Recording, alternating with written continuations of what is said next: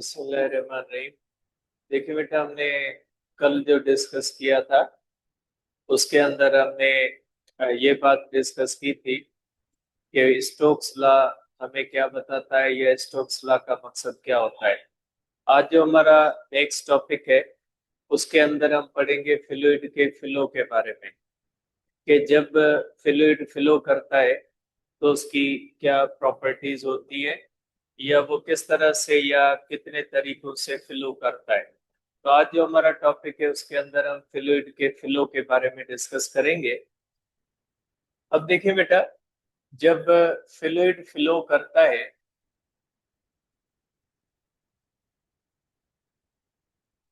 तो इस फ्लूइड का फ्लो जो होता है वो दो तरह से होता है। एक होता है लेमिनार और स्ट्रीम लाइन फ्लो। एक होता है लेमिनार या स्ट्रीम लाइन फ्लो, एक होता है टर्ब्यूलेंट फ्लो। आप इसको इस तरह से समझ सकते हैं कि सपोज करें कभी कभी हवा जो होती है, विंड जो बिलो कर रही होती है, हवा जो लग रही होती है वो स्लोली लग रही होती है और बिल्कुल आराम से सुकून के साथ हवा लग रही होती है। या जब तूफान आता है या कभी बहुत तेज जब हवा लगती है तो हमें महसूस होता है कि उस हवा का जो बिहेवियर होता है वो इरेगुलर होता है। आप आयल का फ्लो कंसीडर कर लें। सपोज करें हमारे पास इंजन के अंदर जो आयल डालते हैं, अगर आयल को हम इस तरह से फ्लो करवाएंगे तो वो बिल्कुल आपको एक स्मूथ फ्लो महसूस होगा। जबकि अगर आप जो ये फाल होते हैं पानी के, तो उसके अंदर जो पानी बहुत तेजी से गिर रहा होता है तो आप देखेंगे कि पानी का जो फ्लो होता है वो स्मूथ नहीं होता। या आप रिवर की बात कर लें कि जब रिवर स्लोली स्लोली उसके अंदर वाटर फ्लो कर रहा होता है तो उसके अंदर जो फ्लो होता है वो हमें स्मूथ महसूस होता है। लेकिन जब बहुत ज्यादा पानी होता है रिवर के अंदर तो पानी जो होता है वो उछल कूद के फ्लो कर रहा होता है। तो आप कह सकते हैं कि जब पानी या फ्लूइड फ्लो करता है तो स्मूथ तरीके से भी फ्लो कर सकता है और वो जो होता है वो स्मूथ तरीके से फ्लो नहीं भी कर सकता। तो अगर कोई भी फ्लूइड है वो इस तरह से स्मूथ तरीके से अगर फ्लो कर रहा है तो ऐसे फ्लो को हम कहते हैं स्ट्रीम लाइन और लेमिनार फ्लो। और अगर कोई भी फ्लूइड है जो इस तरह से स्मूथ फ्लो नहीं कर रहा, वो उछल कूद के फ्लो कर रहा है, तो ऐसा जो फ्लो होता है ऐसे फ्लो को हम कहते हैं कि ये टर्ब्यूलेंट फ्लो। तो ये जो फ्लो होता है ये दो किस्मों का होता है, एक लेमिनार फ्लो होता है, ठीक है, और दूसरा होता है टर्ब्यूलेंट फ्लो। आप इसको देख सकते हैं, ठीक है। पहले मैं इसका फ्लो आपको दिखाता हूं, उसके बाद जो है वो इसको डिस्कस करते हैं, ठीक है। इस तरह से आप इसको देख सकते हैं कि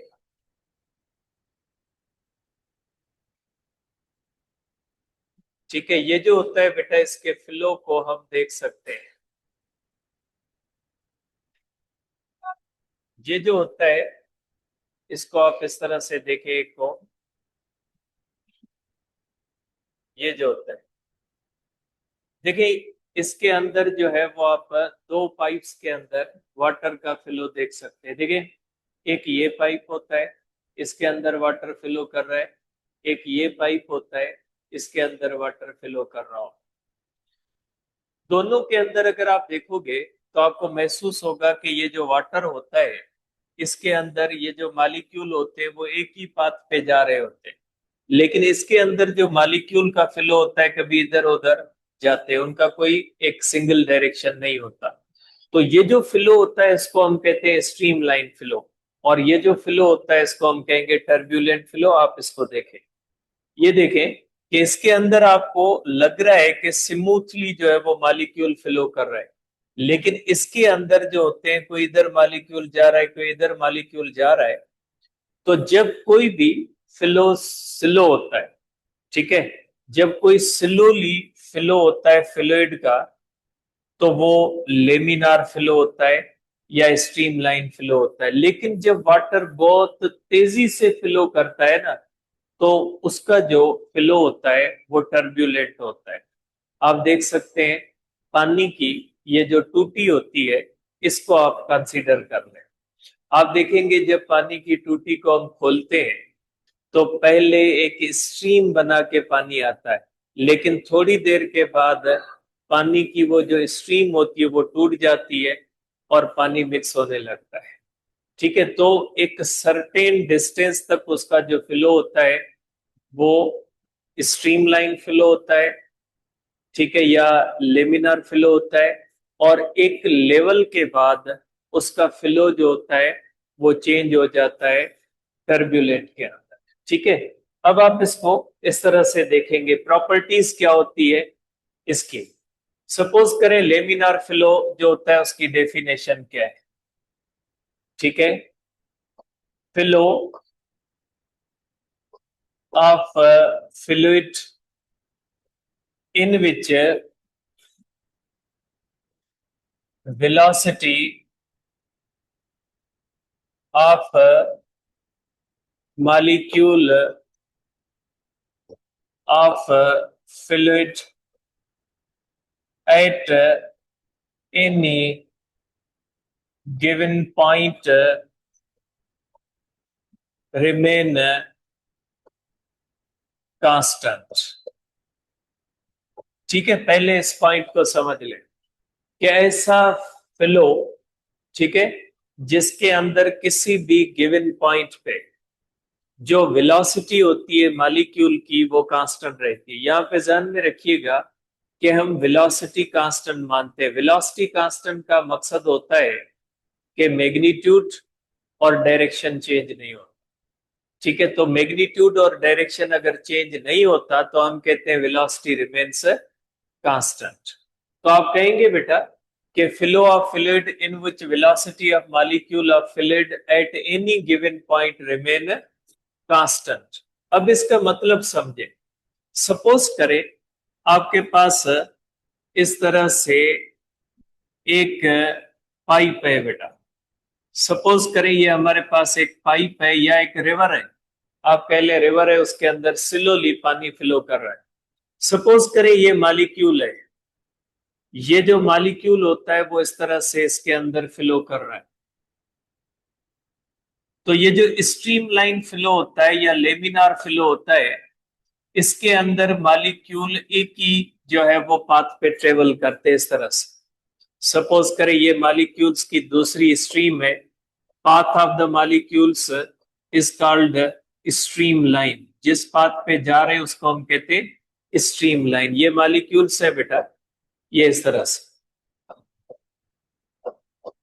ये मॉलिक्यूल्स इस तरह से फ्लो करते हैं। ये आप कहेंगे ये वाटर मॉलिक्यूल्स है बेटा, ये वाटर रिवर के अंदर फ्लो कर रहा है। आपको पता है बेटा जब फ्लो रिवर के अंदर वाटर करता है तो जो मॉलिक्यूल्स हमने पढ़ा था बेटा, ये जब चीज हमने पढ़ी थी ना कि ये जो विस्कस फोर्स होती है उसमें हमने पढ़ा था। अब ये जो मॉलिक्यूल किनारे के साथ अटैच होते हैं, जो किनारे के करीब होते हैं, इन मॉलिक्यूल्स की वेलोसिटी सबसे कम होती है। आप देखेंगे जब कोई रिवर है उसमें पानी फ्लो कर रहा है तो किनारे से लगा हुआ पानी कभी फ्लो नहीं करता, इसलिए कि वाटर के मॉलिक्यूल के दरमियान और किनारे के ऊपर जो मट्टी होती है उन मॉलिक्यूल्स के दरमियान एडहेसिव फोर्स होती है। तो किनारे के मॉलिक्यूल्स की वेलोसिटी जीरो होती है, तो वाटर मॉलिक्यूल्स की भी वेलोसिटी जीरो होती है। और इनसे इनकी वेलोसिटी जीरो होती है, इनकी वेलोसिटी जीरो होती है, इनसे इनकी वेलोसिटी ज्यादा होती है। और सबसे जो ज्यादा वेलोसिटी होती है ना, ये सबसे ज्यादा जो वेलोसिटी से मूव कर रहे होते हैं वो ये जो सेंटर वाले मॉलिक्यूल्स होते हैं, इनकी वेलोसिटी जो होती है, इनकी वेलोसिटी सबसे ज्यादा हाई होती है। इनकी वेलोसिटी के बारे में आप कहेंगे सबसे ज्यादा हाई होती है। और ये क्यों होती है ऐसा, ये हमने विस्कस फोर्स के टॉपिक के अंदर पढ़ा था। जो मॉलिक्यूल्स किनारे के साथ टच कर रहे होंगे तो किनारे के मॉलिक्यूल रेस्ट में, तो मॉलिक्यूल रेस्ट में होंगे। जैसे जैसे आप इसके नर के बीच की तरफ जाओगे तो इनकी वेलोसिटी बढ़ती रहेगी, जिसको हम कहते हैं वेलोसिटी ग्रेडियंट। हमने पढ़ा है वेलोसिटी ग्रेडियंट। अब यहां से भी यही होगा, ये मॉलिक्यूल रेस्ट में होंगे, जैसे जैसे सेंटर की तरफ आएंगे तो सबसे ज्यादा वेलोसिटी जो मॉलिक्यूल्स की होगी वो सेंटर वालों की होगी। अब इस पॉइंट का मकसद क्या है? इस पॉइंट का मकसद ये होता है कि सपोज करें इस नहर के अंदर मैं एक पॉइंट कंसीडर करता हूं, ये एक मैंने पॉइंट कंसीडर की।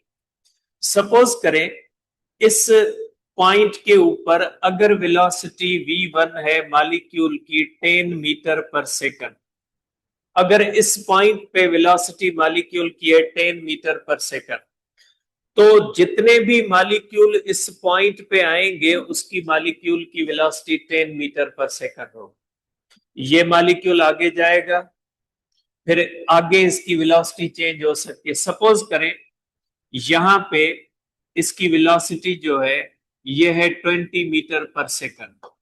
तो इस पॉइंट पे जितने भी मॉलिक्यूल आएंगे उन सब की वेलोसिटी 10 मीटर पर सेकंड हो, भले आगे जाके चेंज हो जाए। आप किसी पॉइंट की बात करते हैं, अगर इस पॉइंट पे जो मॉलिक्यूल है उसकी वेलोसिटी अगर 10 मीटर पर सेकंड है, तो यहां पे जितने भी मॉलिक्यूल आएंगे अगर उन सब मॉलिक्यूल की स्पीड 10 मीटर पर सेकंड है तो हम कहेंगे ये टर्ब्यूलेंट फ्लो, जो लेमिनार फ्लो है। तो लेमिनार फ्लो का मकसद ये नहीं है कि जितने भी मॉलिक्यूल है उन सब की वेलोसिटी सेम हो, ऐसा नहीं है। उस फ्लो के अंदर कोई भी आप एक पर्टिकुलर पॉइंट चूज करें, उस पॉइंट पे जितनी एक मॉलिक्यूल की इस वेलोसिटी है, अगर कोई भी दूसरा मॉलिक्यूल जब वहां पे आएगा तो उसकी भी अगर वेलोसिटी सेम रहेगी, तो ऐसा जो फ्लो होता है, ऐसे फ्लो को हम कहते हैं कि ये लेमिनार या स्ट्रीमलाइन फ्लो है। तो इस पॉइंट का मकसद ये नहीं है कि आप समझें कि जितने मॉलिक्यूल है उन सब की वेलोसिटी सेम है। इसका मतलब ये है कि आप किसी भी एक पॉइंट को चूज करके अगर उस पॉइंट पे आप देखते हो, अगर आप उस पॉइंट पे देखते हो कि इस पॉइंट के ऊपर अगर वेलोसिटी 10 है तो इस पॉइंट के ऊपर उसकी, अगर ये चला गया मॉलिक्यूल आगे तो इसके पीछे जो भी मॉलिक्यूल इस पॉइंट पे आए अगर उसकी वेलोसिटी 10 मीटर पर सेकंड सेम डायरेक्शन में है तो आप कहोगे ये फ्लो स्ट्रीमलाइन या लेमिनार फ्लो है। भले इसकी आगे भले 20 हो, तो इस पॉइंट पे अगर इसकी 20 है तो जितने भी मॉलिक्यूल जब इस पॉइंट पे आए उन सब की वेलोसिटी 20 मीटर पर सेकंड हो तो आप कहेंगे ये स्ट्रीमलाइन फ्लो। सपोज करें इस मॉलिक्यूल की वेलोसिटी है 40 मीटर पर सेकंड, तो इस पॉइंट के ऊपर जितने भी मॉलिक्यूल आए अगर उन सब की वेलोसिटी 40 मीटर पर सेकंड है तो उसको हम कहेंगे कि ये स्ट्रीमलाइन और लेमिनार फ्लो। ऐसा नहीं कि नहर के अंदर आप समझे नहर के अंदर जितने भी मॉलिक्यूल्स मूव कर रहे हैं उन सब की वेलोसिटी अगर एक जितनी हो तो लेमिनार फ्लो, ऐसा नहीं है। सब मॉलिक्यूल की एक जैसी हो जरूरी नहीं है, लेकिन अगर उसके अंदर आप एक पॉइंट इंडिकेट करते हो कि इस पॉइंट के ऊपर अगर एक मॉलिक्यूल की इतनी है तो उस पॉइंट पे जितने भी मॉलिक्यूल आते जाएंगे उनका मैग्नीट्यूड ऑफ वेलोसिटी और डायरेक्शन अगर सेम होगा तो ऐसा जो फ्लो होता है, ऐसे फ्लो को हम कहते हैं कि ये स्ट्रीमलाइन या लेमिनार फ्लो है। ठीक है। अब इसके बाद ये जो हमारे पास होते हैं बेटा, ये इस तरह से जब ये लेमिनार फ्लो होता है ना तो सारे मॉलिक्यूल एक ही डायरेक्शन के अंदर फ्लो करते हैं इस तरह से, और जिस पाथ के ऊपर वो मूव कर रहे होते हैं उस पाथ को हम कहते हैं स्ट्रीम लाइन आर इसको हम कहते हैं बेटा, इस पाथ को, पाथ ऑफ द मॉलिक्यूल जो होता है उसको हम कहते हैं स्ट्रीम लाइन बेटा। इसको हम कहते हैं, आप कह सकते हैं कि ये जो होती है ये होती है स्ट्रीम लाइंस, ठीक है। और ये जो स्ट्रीम लाइन है उसको आप ये कह सकते हैं कि path followed, path followed by molecules is called streamline। ये जो पाथ होता है मॉलिक्यूल्स का इसको हम कहते हैं स्ट्रीमलाइन। तो जब कोई भी फ्लूइड का फ्लो जो लेमिनार फ्लो होता है उसको स्ट्रीमलाइन इसलिए कहते हैं कि ये मॉलिक्यूल एक ही रास्ते के ऊपर जा रहे होते हैं और आप उनकी स्ट्रीम लाइंस बना सकते हैं, ठीक है।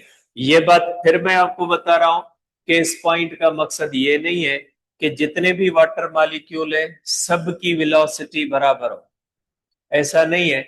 इसका मतलब ये होता है कि आप किसी भी पॉइंट के ऊपर जब देखते हैं तो उस पॉइंट के ऊपर जितने भी मॉलिक्यूल आते जाएंगे उन सब की वेलोसिटी जो है वो सेम होनी चाहिए, सेम डायरेक्शन होना चाहिए, भले उसकी आगे जाके चेंज हो जाए या डिफरेंट पॉइंट पे भले चेंज हो, लेकिन जो आप पॉइंट चूज करते हैं उसके ऊपर अगर वेलोसिटी चेंज नहीं होती तो ऐसा फ्लो जो होता है वो स्ट्रीम लाइन फ्लो होता है।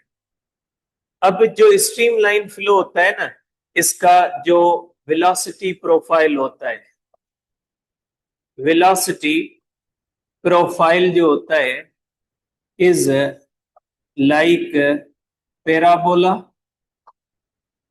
एंड इज स्मूथ, ठीक है। इसका मतलब क्या है? इसका मतलब ये होता है बेटा, वही हम रिवर की मिसाल ले लेते हैं। सपोज करें ये रिवर है, रिवर के अंदर अगर आप देखेंगे किनारे के करीब जो मॉलिक्यूल होगा वो कम रफ्तार से जाएगा, जैसे जैसे आप बीच में जाएंगे तो इसकी रफ्तार बढ़ती जाएगी और किनारे वाले मॉलिक्यूल्स की रफ्तार जो होती है वो कम होती है, ठीक है। तो अगर आप इसका इस तरह से ग्राफ बनाओगे तो ये लाइक पैराबोला होता है कि ये स्लोली स्लोली वेलोसिटी इंक्रीज होती है और जब हम सेंटर तक जाएंगे तो इसकी वेलोसिटी मैक्सिमम हो जाएगी। अगर आप इसका ग्राफ बनाओगे तो लाइक अ पैराबोला बनेगा, ठीक है। तो इसको हम कहते हैं वेलोसिटी प्रोफाइल, ठीक है। तो ये जो वेलोसिटी प्रोफाइल होता है आप इस तरह से देखेंगे तो ये जो यहाँ पे मॉलिक्यूल होते हैं इनकी स्लो होती है, सेंटर वालों की सबसे ज्यादा होती है। तो इसका जो वेलोसिटी प्रोफाइल होता है पैराबोला होता है, स्मूथ वेलोसिटी प्रोफाइल होता है। अगर वेलोसिटी और टाइम के दरमियान आप इसका ग्राफ बनाए तो ये इस तरह से बनेगा, ठीक है। वेलोसिटी और टाइम के दरमियान ग्राफ, सपोज करें इस पॉइंट के ऊपर जो वेलोसिटी होती है, इस पॉइंट के ऊपर वेलोसिटी तो कांस्टेंट रहनी है। इसका मकसद है कितना भी टाइम गुजरता जाए लेकिन इस पॉइंट पे जितने भी मॉलिक्यूल आएंगे उनकी रफ्तार कितनी हो जाएगी, 10 मीटर। और यहाँ पे अगर 20 हो गई है तो भले कितना भी टाइम हो जाए लेकिन यहाँ पे जो वेलोसिटी है ये कौन सी हो जाएगी, 20 हो जाएगी, ठीक है। तो आप कहेंगे कि इसका जो सिंगल मॉलिक्यूल का किसी भी सिंगल पॉइंट के ऊपर अगर आप देखोगे तो इस तरह से होगा, टाइम होगा, वेलोसिटी चेंज नहीं होती। अगर किसी भी पर्टिकुलर पॉइंट पे आप वेलोसिटी और टाइम का ग्राफ बनाओगे तो इस तरह से बनेगा, लेकिन अगर सब मॉलिक्यूल का बनाओगे तो इस तरह से, इसको हम कहते हैं वेलोसिटी जो प्रोफाइल होता है, इसका वेलोसिटी प्रोफाइल जो होता है वो स्मूथ होता है, ठीक है। उसके बाद इसकी पॉइंट होगी कि in stream line flow, in stream line flow no two stream lines intersect each other बेटा। ये जो स्ट्रीम लाइन फ्लो होता है उसके अंदर दो स्ट्रीम लाइन एक दूसरे के जो है वो इंटरसेक्ट नहीं करेंगे। अगर इंटरसेक्ट करेंगी, सपोज करें ये जो मॉलिक्यूल इस स्ट्रीम में जा रहे हैं सपोज करें ये मॉलिक्यूल इधर चले जाएं, इधर अगर मॉलिक्यूल चले जाएंगे ना, इसका मकसद है कि यहाँ पे फ्लूइड के मॉलिक्यूल की मिक्सिंग हो रही है। स्ट्रीम लाइन के अंदर मिक्सिंग नहीं होती। जो लेयर जिस तरह से जा रहा है, ये मॉलिक्यूल का लेयर अपनी डायरेक्शन में जाएगा, मॉलिक्यूल के लेयर इस तरह से, और जरूरी नहीं स्ट्रेट हो। अगर कोई पाइप इस तरह से, अगर हमारे पास कोई पाइप इस तरह से, तो स्ट्रीम लाइन फ्लो इस तरह भी हो सकता है कि ये मॉलिक्यूल जो होता है, ये मॉलिक्यूल अगर इस तरह से इस स्ट्रीम के अंदर जा रहे हैं, ये मैं स्ट्रीम बनाता हूं, ठीक है। ये अगर कुछ मॉलिक्यूल जो होते हैं अगर इस स्ट्रीम में जा रहे हैं, सपोज करें इसकी स्ट्रीम लाइंस जो होती है वो एक दूसरे से पैरेलल होती है, ये मॉलिक्यूल इस तरह से जा रहे हैं,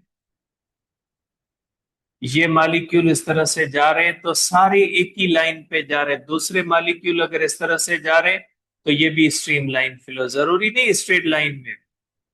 इसमें भी वही रूल होगा कि अगर कोई भी पर्टिकुलर पॉइंट देखेंगे, अगर इस पॉइंट पे आप देखते हैं, तो इस पॉइंट पे जो भी मॉलिक्यूल होगा उसकी वेलोसिटी का डायरेक्शन ये होगा और मैग्नीट्यूड सेम होगा। अगर इस पॉइंट पे देखेंगे तो इस पॉइंट पे वेलोसिटी का डायरेक्शन ये होगा, मैग्नीट्यूड सेम होगा। जो भी पार्टिकल इस पॉइंट पे आएगा उसकी वेलोसिटी का डायरेक्शन और मैग्नीट्यूड यही होगा। जो भी पार्टिकल यहाँ पे आएगा उसकी वेलोसिटी का मैग्नीट्यूड और डायरेक्शन सेम होगा। तो जरूरी नहीं है कि स्ट्रेट लाइन हो, stream line flow straight line हो, स्ट्रीम्स बनती है, ऐसे भी बन सकती है कर्व्ड। जब स्ट्रीम्स कर्व्ड बनती है तो direction of the velocity of the particle जो है उसका पता लगता है टेंजेंट से, ठीक है। तो स्ट्रीम्स ऐसे भी बन सकती है। तो ये जो स्ट्रीम्स होती है ये एक दूसरे को इंटरसेक्ट नहीं करती। सपोज करें अगर ये स्ट्रीम्स एक दूसरे को इंटरसेक्ट करें, सपोज करें ये फ्लूइड इस तरह से फ्लो कर रहा है, एक स्ट्रीम इस तरह से और एक स्ट्रीम इस तरह से। सपोज करें इस स्ट्रीम का मॉलिक्यूल जब यहाँ पे आया तो इसका डायरेक्शन ये, और इस स्ट्रीम का मॉलिक्यूल जब यहाँ पे आएगा तो ये। तो देखें अगर ये स्ट्रीम लाइन एक दूसरे को इंटरसेक्ट करेंगी, तो जो यहां से मॉलिक्यूल आएगा उसकी वेलोसिटी का डायरेक्शन ये, और जो यहां से मॉलिक्यूल आएगा उसकी वेलोसिटी का मकसद इस पॉइंट पे दो स्ट्रीम से आने वाले पार्टिकल्स की एक ही पॉइंट पे वेलोसिटी डिफरेंट हो जाएगी। अगर वेलोसिटी डिफरेंट हो जाएगी एक ही पॉइंट पे, तो वो फ्लो स्ट्रीम लाइन नहीं कहलाएगा। इसलिए स्ट्रीम लाइन के अंदर स्ट्रीम लाइन से एक दूसरे को इंटरसेक्ट नहीं करती, क्योंकि अगर स्ट्रीम लाइन इंटरसेक्ट करेंगी इस पॉइंट पे, तो इस पॉइंट पे जो एक पार्टिकल इधर से आएगा उसकी वेलोसिटी ये होगी, जो इधर से आएगा उसकी वेलोसिटी ये होगी। तो ये स्ट्रीम लाइन कभी भी एक दूसरे को इंटरसेक्ट नहीं करते। अब इसकी नेक्स्ट पॉइंट के fluid show stream line flow. अब ये स्ट्रीम लाइन फ्लो होता कब है? इसकी दो रीजंस होती है। स्ट्रीम लाइन फ्लो व्हेन, ठीक है, when velocity is less than critical velocity. जब वेलोसिटी जो होती है वो लेस देन क्रिटिकल वेलोसिटी होती है। फ्लूइड के अंदर होती है क्रिटिकल वेलोसिटी। जब फ्लूइड स्लोली मूव कर रहा होता है तो उसका जो फ्लो होता है वो स्मूथ होता है, स्ट्रीम लाइन होता है। जैसे वाटर का मैंने मिसाल दी ना, टूटी से निकलता हुआ पानी। जो पानी होता है ना टूटी से जब निकलता है फ्री फॉल में होता है, और फ्री फॉल के अंदर एक्सीलेशन होती है 9.8 मीटर पर सेकंड। इसलिए शुरू में आप देखते हो पानी की स्ट्रीम जो होती है वो स्मूथ बनती है, इसलिए कि उसकी वेलोसिटी कम होती है, और वो पानी एक्सीलेट कर रहा होता है नीचे 9.8 मीटर पर सेकंड स्क्वायर से। जब वो एक पॉइंट पे आता है, जब उसकी वेलोसिटी जो होती है वो ग्रेटर देन क्रिटिकल वेलोसिटी हो जाती है ना, तो फिर उसका फ्लो जो होता है वो स्ट्रीम लाइन से जो है वो ट्रांसफर होके टर्ब्यूलेंट बन जाता है, ठीक है। तो की फैक्टर जो होता है वो होती है velocity of the fluid. Velocity अगर लो है क्रिटिकल वेलोसिटी से, तो फ्लो जो होगा वो स्ट्रीम लाइन होगा, ठीक है। और अगर वेलोसिटी क्रिटिकल वेलोसिटी से ज्यादा है तो फ्लो जो होगा वो टर्ब्यूलेंट हो जाएगा। ठीक है, और दूसरा जो फैक्टर होता है वो होता है विस्कोसिटी का। जो हाई विस्कस फ्लूइड होते हैं उनका फ्लो हमेशा स्ट्रीमलाइन होता है। आप आयल को जब इस तरह से ऊपर से नीचे डालोगे तो आप आयल की देखोगे बिल्कुल स्मूथ एक लाइन बनती है। ठीक है, इसलिए क्योंकि जो आयल होता है उसके अंदर ज्यादा विस्कोसिटी होती है। आप ये भी कह सकते हैं कि स्ट्रीमलाइन फ्लो तब होता है जब विस्कस फोर्सेस जो होती है वो डोमिनेट करती है। ठीक है, जब विस्कस फोर्सेस डोमिनेट करती है तो जो फ्लो होता है वो आप कह सकते हैं कि जब विस्कस फोर्सेस डोमिनेट करती है तो फ्लो स्ट्रीमलाइन होता है या लेमिनार फ्लो होता है। आप कहेंगे दूसरी पॉइंट है कि जो विस्कस फोर्सेस हैं, विस्कस फोर्सेस डोमिनेट करती है। जब विस्कस फोर्सेस डोमिनेट करती है तो फ्लूइड जो होता है उसका फ्लो जो होता है वो स्ट्रीमलाइन होता है। ठीक है, स्ट्रीमलाइन फ्लो होता है जब ये जो विस्कस फोर्सेस होती है डोमिनेट करती है। ठीक है, तो ये दो की फैक्टर्स होते हैं जिनको हम देखते हैं कि स्ट्रीमलाइन फ्लो कब होता है। तो स्ट्रीमलाइन, और इसको कभी कभी रेनॉल्ड नंबर के अंदर कहा जाता है। आप कहेंगे कि जब फ्लूइड जो होता है ना उसका लो रेनॉल्ड नंबर, जब लो रेनॉल्ड नंबर होता है, ये एक नंबर होता है रेनॉल्ड नंबर, आगे डिस्कस करते हैं, जो ये तय करता है कि फ्लूइड का जो फ्लो होगा वो स्ट्रीमलाइन होगा या टर्ब्यूलेंट होगा। उसका हमें जो पता लगता है वो हमें पता लगता है रेनॉल्ड नंबर से। ठीक है, जब फ्लूइड के रेनॉल्ड नंबर लो होते हैं, मकसद विस्कस फोर्सेस डोमिनेट करती है और जो इनर्शियल फोर्सेस है वो डोमिनेट नहीं करती। जब इनर्शियल फोर्सेस को डोमिनेट करती है विस्कस फोर्सेस, ठीक है, अब इनर्शियल फोर्सेस कौन सी होती है? देखिए, इनर्शियल फोर्सेस का मकसद है वो फोर्सेस जो किसी भी चीज की स्टेट चेंज करने को अपोज करें, तो उसको कहा जाता है इनर्शियल फोर्सेस। ठीक है, इनर्शियल फोर्सेस अराइज होती है जब कोई भी फ्लूइड जो होता है वो अपनी स्टेट चेंज करता है। ठीक है, फ्लूइड के मॉलिक्यूल जब अपनी स्टेट चेंज करते हैं तो स्टेट चेंज को जो अपोजिशन होती है उसको हम कहते हैं इनर्शियल फोर्स। तो अगर इनर्शियल फोर्सेस से ज्यादा विस्कस फोर्सेस होती है, विस्कस फोर्सेस अगर डोमिनेट करती है तो फ्लो जो होता है वो लेमिनार फ्लो होता है। ठीक है, इसके बाद जो हमारे पास फ्लो है उसको हम कहते हैं टर्ब्यूलेंट फ्लो। Turbulent flow. अब टर्ब्यूलेंट फ्लो को आप इस तरह से कह सकते हैं कि flow of fluid, flow of fluid in which velocity of particle at any point does not remain constant with time। ऐसा फ्लो जो होता है उसको हम कहते हैं टर्ब्यूलेंट फ्लो। आप कह सकते हैं सपोज करें ये तब होता है अगर इस तरह से वाटर मॉलिक्यूल है, अगर इस तरह से वाटर मॉलिक्यूल आता है और ये इस तरह से वाटर मॉलिक्यूल एक दूसरे के अंदर मिक्स हो रहे होते हैं, इस तरह से कोई किधर जा रहा होता है कोई किधर जा रहा होता है, इस तरह से एक स्मूथ फ्लो नहीं होता, तो ऐसे फ्लो को हम क्या कहते हैं? टर्ब्यूलेंट फ्लो कहते हैं। ठीक है, और turbulent flow, turbulent flow is observed when, अब ये कब होता है? जब वेलोसिटी इज हाई, जब फ्लूइड की वेलोसिटी ज्यादा होती है। दूसरा, ये जो होती है जो इनर्शियल फोर्सेस होती है, इनर्शियल फोर्सेस डोमिनेट, मकसद लो विस्कोसिटी वाले फ्लूइड होते हैं। और जो तीसरा होता है high Reynold number, high Reynold number होते हैं। अब इसमें ये होता है कि सपोज करें एक पॉइंट आप चूज करते हैं।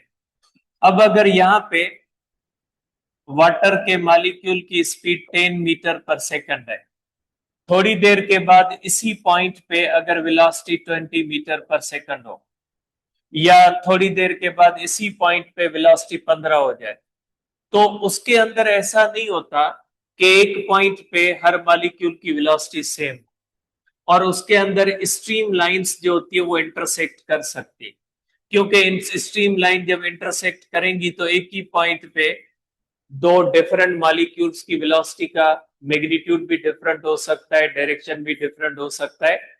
तो ये जो लेमिनार फ्लो होता है, इसके जो अपोजिट फ्लो होता है उसको हम कहते हैं टर्ब्यूलेंट फ्लो। टर्ब्यूलेंट फ्लो में अगर आप कोई भी एक पॉइंट कंसीडर करेंगे, उस पॉइंट पे आने वाले जितने भी मॉलिक्यूल्स होंगे उन सब मॉलिक्यूल्स की वेलोसिटी बराबर नहीं होगी। अगर मैग्नीट्यूड बराबर होगा तो डायरेक्शन चेंज हो सकता है, मिक्सिंग होती है। आप जैसे किसी रिवर के अंदर देखें, व्हर्लपूल बन रहे होते हैं, इस तरह से पानी घूम रहा होता है, उछल कूद रहा होता है।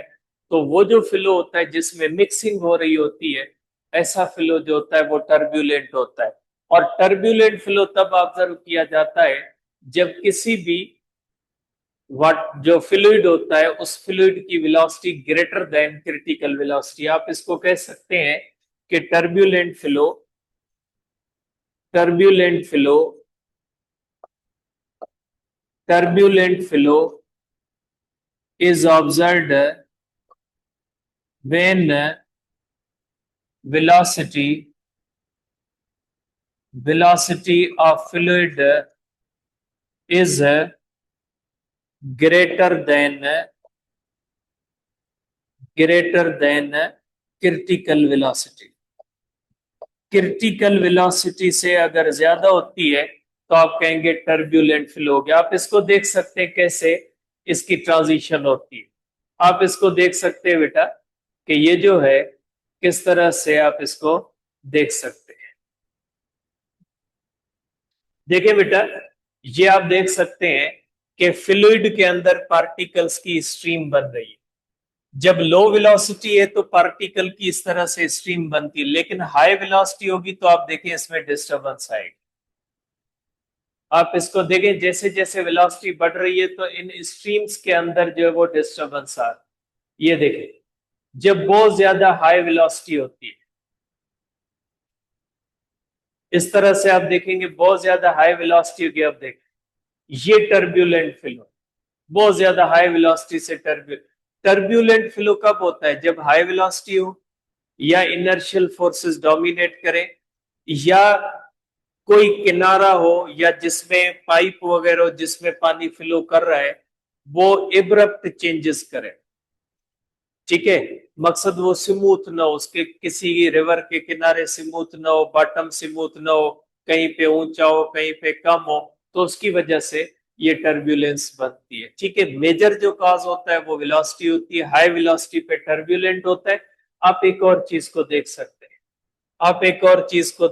हैं, इसके अंदर, ये देखें, इसके अंदर आप देख सकते हैं, ये देखें यहाँ पे ये वाटर या कोई भी आप ट्रांसपेरेंट फ्लूइड फ्लो कर रहा है, इसके अंदर रेड कलर का जब फ्लूइड देखते हैं, आप देखेंगे कि जब इसकी वेलोसिटी कम होती है तो ये बिल्कुल स्ट्रीम्स बना रहा है, ये स्ट्रीम्स बन रही है इसकी। लेकिन जब हाई वेलोसिटी होगी तो आप इसकी मिक्सिंग देखेंगे। देखिए, ये आप देख सकते हैं इसकी लो वेलोसिटीज पे, ये देखिए स्ट्रीम बन रही है। ठीक है, ये इसकी स्ट्रीम बन रही है, ये आप इसकी स्ट्रीम बनते, ये स्ट्रीम लाइन फ्लो। ठीक है, लेकिन जब इसकी वेलोसिटी बहुत ज्यादा हाई हो जाएगी ना, तो यहाँ पे ये जो फ्लो होगा इसका जो है ये कौन सा हो जाएगा? Turbulent flow. हाई वेलोसिटी पे टर्ब्यूलेंट फ्लो होता है। ये आप देख लें, ये स्ट्रीम्स बन रही, ये आपको स्ट्रीम बनती हुई नजर आ रही, सारे मॉलिक्यूल एक ही स्ट्रीम के ऊपर जो है वो मूव कर रहे होते हैं, तो ये जो होता है ये स्ट्रीमलाइन और टर्बुलेंट फ्लो होता है। इंशाल्लाह कल करेंगे रेनॉल्ड नंबर के बारे में।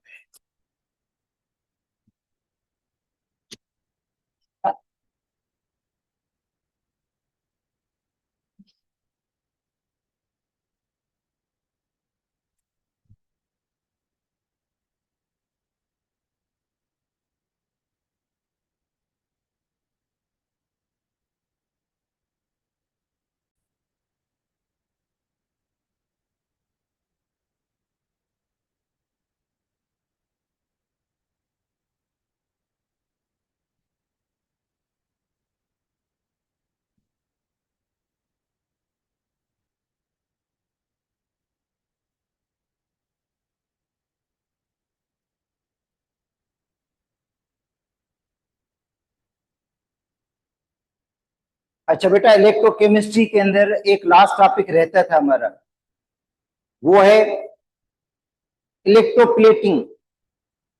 देखो वो टॉपिक हमारा जो रहता है वो इलेक्ट्रोप्लेटिंग है।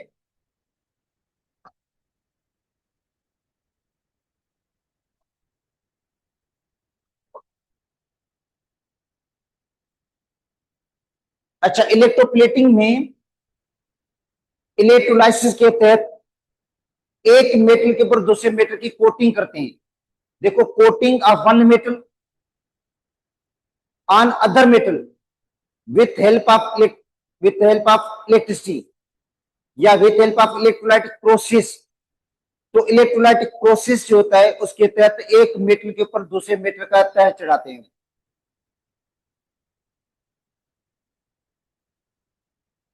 The process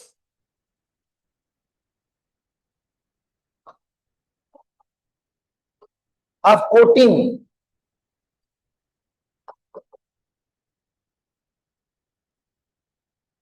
of one metal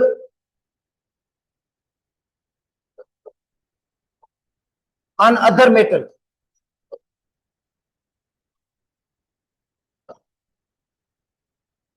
और वो जो दूसरा मेटल जिसके ऊपर हम कोटिंग कर रहे हैं उसको जंग जल्दी लग जाता है, और जिसको जंग जल्दी लग रहा है उसके ऊपर कोटिंग कर रहे हैं ऐसे मेटल की जिसको जंग न लगता हो और जिसका जो रेजिस्टेंस पावर है वो ज्यादा हो, तो उस प्रोसेस को हम कहते हैं इलेक्ट्रोप्लेटिंग।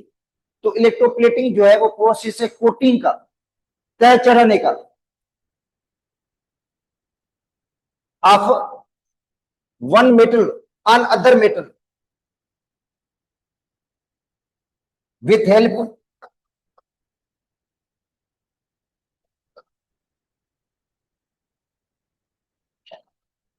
Of electricity.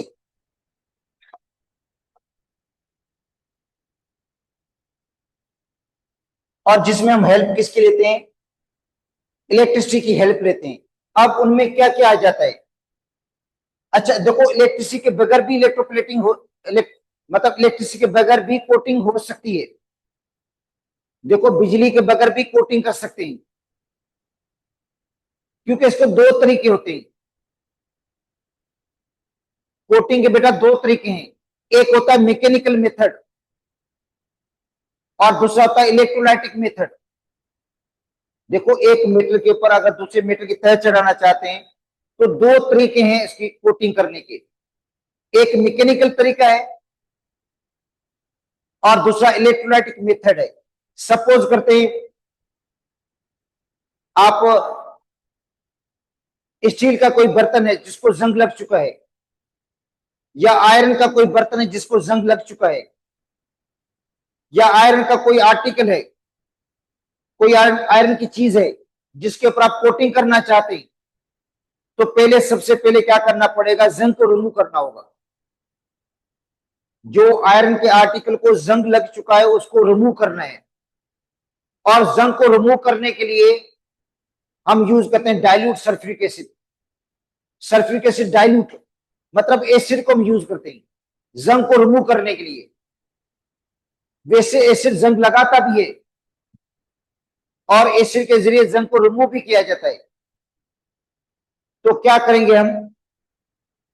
जो भी मटेरियल ऑब्जेक्ट है जिसके ऊपर आप कोटिंग करना चाहते हैं, आप पहले इसको डिप करेंगे डाइल्यूट सल्फ्यूरिक एसिड के अंदर। डाइल्यूट और वार्म सल्फ्यूरिक एसिड, डाइल्यूट होगा और गर्म सल्फ्यूरिक एसिड के अंदर। अच्छा, वो क्या करेगा, जंग को रिमूव करेगा। जंग रिमूव हो गया। अब क्या करेंगे, उस बर्तन को पानी से वॉश करना है ताकि एसिड रिमूव हो जाए।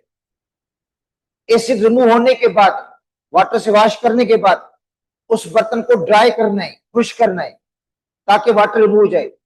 उसके बाद अगर आप टिन की प्लेटिंग करना चाहते हैं, टिन की कोटिंग करना चाहते हैं, टिन मेटल होता है जिसकी आप कोटिंग कर सकते हो, तो टिन मेटल को हम मेल्ट करेंगे, पिघलाएंगे। टिन मेटल को क्या करेंगे, हम पिघला देंगे, मेल्ट कर देंगे। मोल्टिन टिन, जो पिघला हुआ टिन है, टिन को हम हीट देंगे, मेल्ट हो जाएगा। जो पिघला हुआ टिन है वो बर्तन उसके अंदर डुबो दो, मतलब वो जो बर्तन जिसके ऊपर आप कोटिंग करना चाहते हैं उसको डिप कर दो, किसके अंदर, मोल्टिन टिन के अंदर। तो टिन क्या हो जाएगा, इसके ऊपर डिपॉजिट हो जाएगा। थोड़ी देर के बाद सॉल्डिफाई हो जाएगा, एक लेयर बन जाएगा, एक कोटिंग हो जाएगी।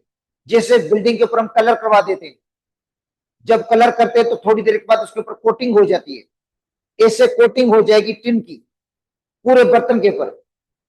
मगर इसमें यह होगा कि कहीं कहीं कहीं पे टिन ज्यादा डिपॉजिट होगा, कहीं पे कम। फिर हम क्या करते हैं,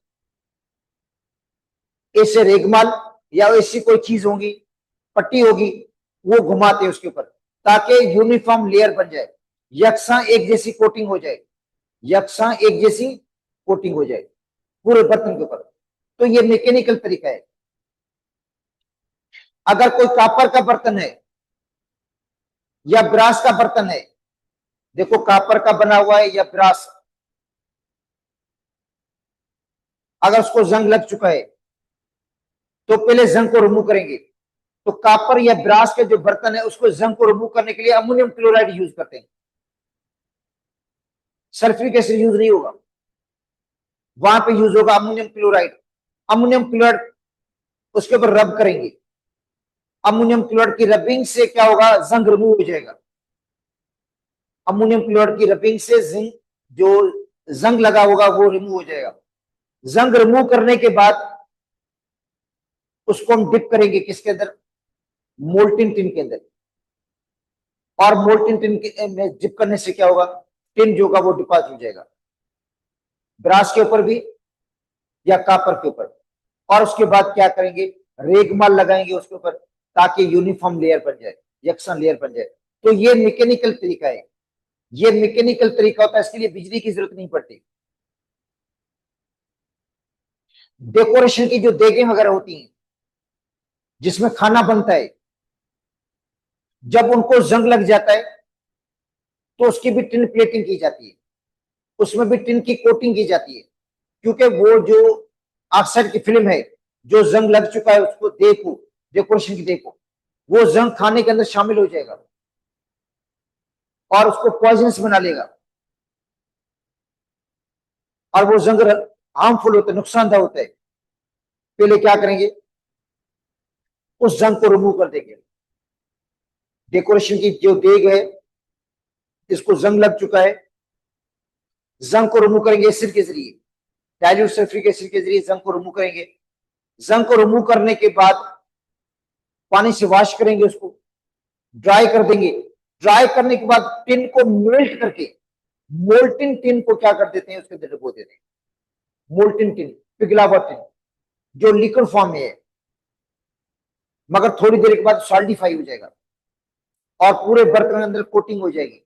और फिर क्या होगा, जहां पे टिन ज्यादा डिपॉजिट हो गया है, जहां पे टिन क्या हुआ है, ज्यादा डिपॉजिट हुआ है, रेगमाल के जरिए यूनिफॉर्म लेयर बनाकर उसको यकसा किया जाता है ताकि पूरे डे के अंदर, पूरे बर्तन के अंदर यूनिफॉर्म एक कोटिंग हो जाए टिन की। तो ये जो तरीका था ये मैकेनिकल तरीका है। अच्छा, मगर हम जो तरीका पढ़ रहे हैं वो इलेक्ट्रोलाइटिक मेथड है। वो मेथड कौन सा है, इलेक्ट्रोलाइटिक है। मतलब इलेक्ट्रोलाइसिस के जरिए क्या करेंगे, हम कोटिंग करेंगे, मगर उसके अंदर इलेक्ट्रिसिटी को यूज करेंगे, उसके अंदर बिजली को यूज किया जाता है। तो ये जो आज हम मेथड पढ़ रहे हैं इलेक्ट्रोप्लेटिंग का, अब उनमें टिन प्लेटिंग भी आ जाती है।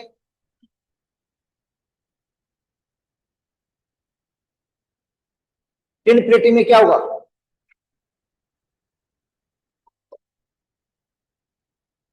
कोटिंग विथ टिन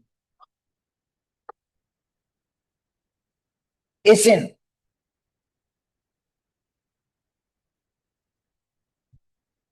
टिन के जरिए कोटिंग करेंगे, टिन की कोटिंग कर देंगे। मैकेनिकल तरीके से भी कर सकते हो, इलेक्ट्रोलाइट तरीके से भी कर सकते हो। गिलेवनाइज्ड आयरन,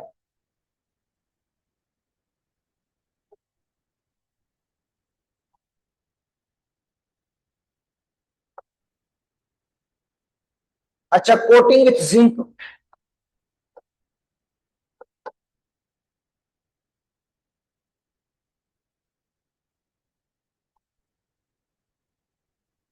कोटिंग करेंगे किसके जरिए, जिंक के जरिए। देखो जिंक के जरिए कोटिंग करेंगे। अच्छा तो क्या होगा इसके अंदर, इसके अंदर यूज क्या करेंगे हम, इन इलेक्ट्रोलाइटिक प्रोसेस,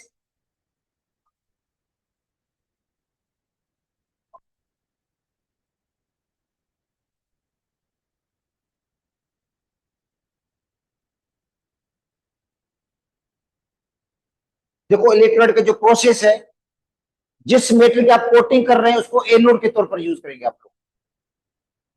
अगर जिंक की आप कोटिंग कर रहे हैं तो जिंक को यूज करेंगे एज ए एनोड। अगर आप यूज कर रहे हैं टिन की कोटिंग करें तो टिन को यूज करेंगे एज ए एनोड। तो इन electrolytic electroplating process zinc is use as a anode, zinc को यूज करेंगे एनोड के तौर पर।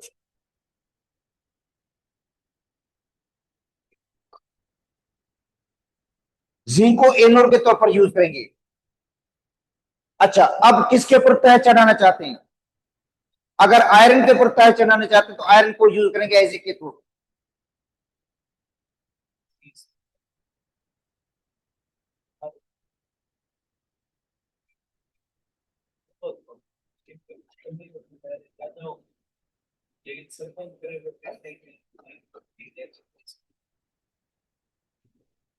तो आयरन को हम यूज करेंगे एज ए कैथोड, जिसके ऊपर आप तह चढ़ाना चाहते हैं उसको कैथोड के तौर पर यूज करोगे। और जिसका तह चढ़ना है, जिसका तह चढ़ा रहे हो वो क्या होगा, एज ए एनोड यूज। अच्छा इलेक्ट्रोलाइट,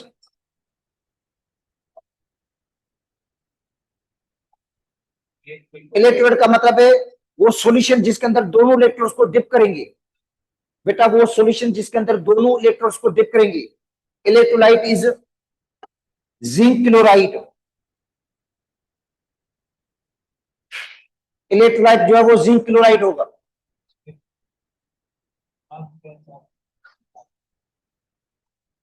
एसिडिफाइड विथ एसिड,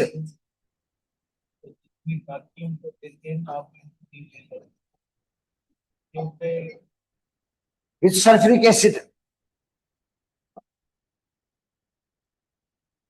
इसको एसिडिफाई करने के लिए हम क्या यूज करते हैं, सल्फ्यूरिक एसिड या हाइड्रोक्लोरिक एसिड। सल्फ्यूरिक एसिड या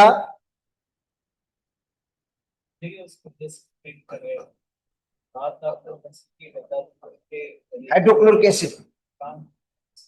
अच्छा तो फिर क्या होगा, मतलब इलेक्ट्रोलाइट सॉल्यूशन होगा जिसके अंदर जिंक क्लोराइड होगा और उसके अंदर दोनों इलेक्ट्रोड्स को हम डिप कर देंगे। उसके अंदर क्या करेंगे, दोनों इलेक्ट्रोड्स को हम डिप कर देंगे। जो दोनों इलेक्ट्रोड्स होंगे, दोनों मेटल की राड्स होंगी, उनको डिप करेंगे किसके अंदर, जिंक क्लोराइड के अंदर। तो क्या होगा,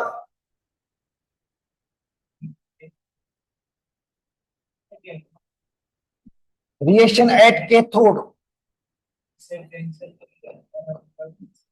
अच्छा कैथोड पर कौन सा रिएक्शन होगा, जो सॉल्यूशन में जिंक आइंस हैं। देखो जिंक क्लोराइड के अंदर जिंक आइंस होंगे। अच्छा वो जिंक आइंस जाएंगे कैथोड पर, जिंक जो आइंस हैं वो कैथोड पर जाएंगे, वहां पे रिड्यूस हो जाएंगे। देखो जिंक आइंस जो इलेक्ट्रोलाइटिक सॉल्यूशन में मौजूद हैं वो इलेक्ट्रॉन को गेन करेंगे और बन जाएगा जिंक सॉलिड। जिंक की होगी रिडक्शन, जिंक रिड्यूस हो गया। कहां पे? कैथोड पर। इसका मतलब है कैथोड पर जिंक की डिपॉजिटिंग शुरू हो जाएगी, कैथोड के ऊपर जिंक डिपॉजिट होना शुरू हो जाएगा। अच्छा, तो क्या होगा? सॉल्यूशन में जिंक आयंस कम हो जाएंगे, क्योंकि सॉल्यूशन में जो जिंक क्लोराइड था, जो जिंक आयन थे वो रिड्यूस हो गए। देखो, जो जिंक क्लोराइड था, जो जिंक आयन से वो रिड्यूस हो गए, इसलिए सॉल्यूशन में जिंक आयंस की कमी हो जाएगी। अच्छा, वो जिंक आयन की कमी कहां से पूरी होगी? एनोड से। जो एनोड होगा,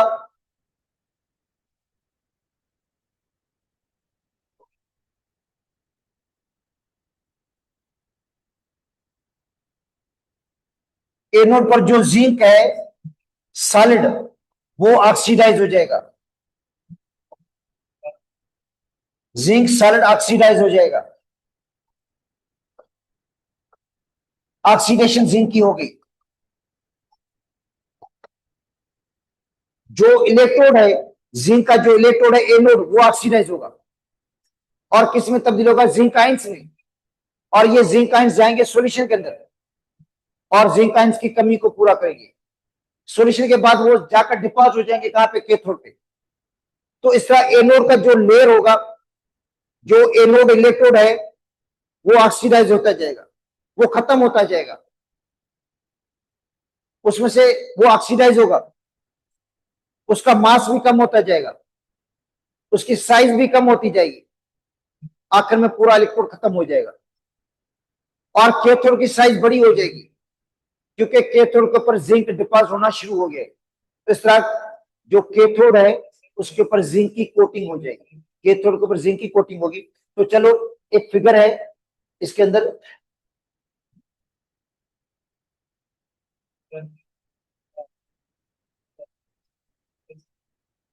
इस फिगर को देख लेते हैं। अच्छा, यहां पे लिखा हुआ है जिंक सल्फेट। कोई बात नहीं, इश्यू नहीं है। आप जिंक का, आपको सॉल्यूशन लेना है जिंक का, तो जिंक क्लोराइड भी ले सकते हो, जिंक सल्फेट भी ले सकते हो। देखो, यहाँ पे जो इलेक्ट्रोलाइट यहाँ पे लिखा हुआ वो जिंक सल्फेट है। एक्चुअली हमें जिंक आयंस की जरूरत है। वो जिंक आयंस जिंक क्लोराइड से भी मिल सकते हैं, जिंक सल्फेट से भी। और जो एनोड है, देखो जिंक का बना हुआ है, जो एनोड है वो जिंक का बना हुआ है और कैथोड मेटल का बना हुआ है, जिसके ऊपर आप तह चढ़ाना चाहते हैं। अब देखो, एनोड पर जिंक ऑक्सीडाइज हो रहा है, जो एनोड है उस पर जिंक क्या हो रहा है? ऑक्सीडाइज। जिंक से इलेक्ट्रॉन निकल रहे हैं और वही कैथोड पर जिंक आयंस क्या कर हो रहे हैं? Deposit. Zinc ions deposit on metal, metal के ऊपर जिंक आयंस डिपॉजिट हो जाएंगे। अब आते हैं, इसकी थ्योरी भी पढ़ लेते हैं।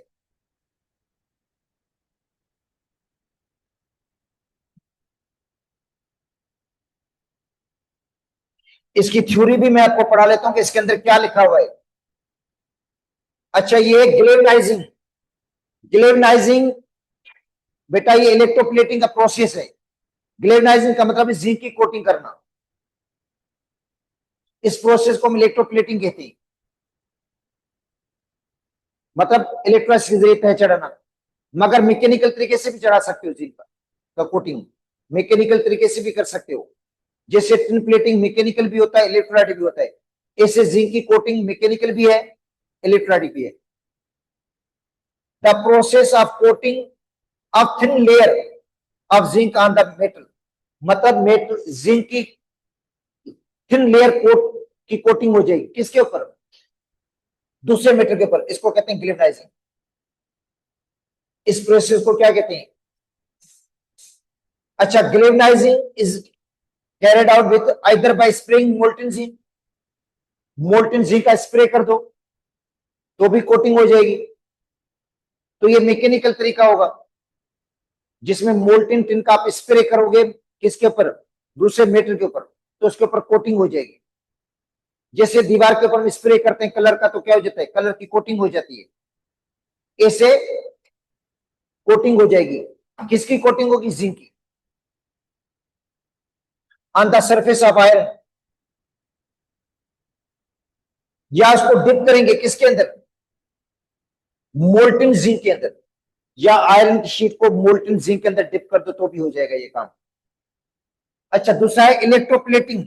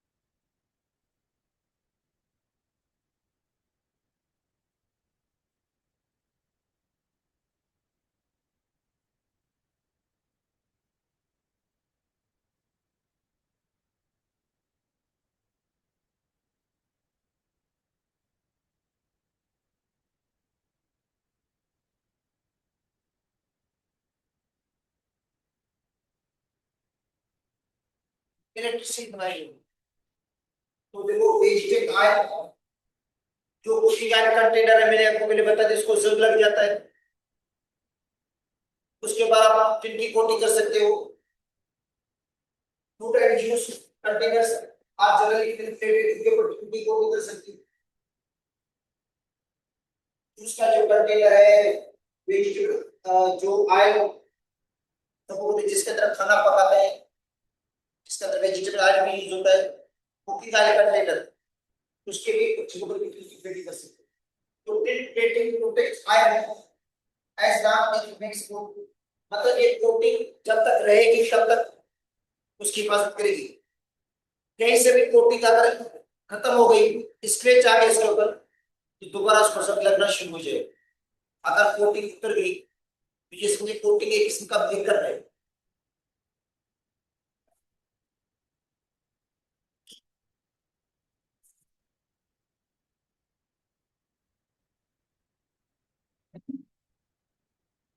तो कोटिंग सिर्फ एक,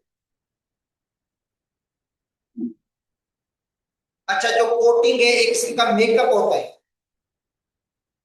जिस तरह मेकअप जो होता है चेहरे के जितने भी दाग वगैरह होते हैं उसको मिटा देता है। दीवार के ऊपर हम कोटिंग कर देते हैं तो वो बहुत खूबसूरत दिखाई देती है। ऐसे एक मीटर के ऊपर दूसरे मीटर की आप कोटिंग कर सकते हो। टिन की कोटिंग कर सकते हो, की भी कोटिंग कर सकते हो आप, कापर की भी कोटिंग कर सकते हो, गोल्ड की भी कर सकते हो, सिल्वर की भी कर सकते हो, निकल की भी कर सकते हो, क्रोमियम की भी कर सकते हो। In the electrolytic process iron sheets after cleaning, मैंने आपको पहले बता दिया, अगर लोहे के ऊपर जंग कोटिंग करनी है तो लोहे के ऊपर जो जंग लगा हुआ पहले उसको उतारना होगा, और जंग को उतारने के लिए सल्फ्यूरिक एसिड यूज करते हैं। तो उनको क्या करना है, क्लीन करना है, वॉश करना है, वॉश करने के बाद ड्राई करना है, खुश करना है, उसके बाद उसको सस्पेंड करना है bath containing mixture of stainless chloride. अगर आप टिन की कोटिंग करना चाहते हैं तो स्टेनलेस क्लोराइड लेंगे, स्टेनलेस क्लोराइड है SnCl2, SnCl2, और हाइड्रोक्लोरिक एसिड लेंगे उसके साथ, ये इलेक्ट्रोलाइट है। अच्छा, प्योर टिन को यूज करेंगे एज ए एनोड, क्योंकि आपको पहले बता चुका हूं, आपने जिस मेटल की आपको कोटिंग करनी है उसको एज ए एनोड यूज करेंगे, और जिसके ऊपर कोटिंग करनी है उसको एज ए कैथोड यूज करेंगे। तो सॉल्यूशन के अंदर टिन आइंस होंगे, जो सॉल्यूशन में टिन आइंस है वो जाएंगे कैथोड पर। देखो,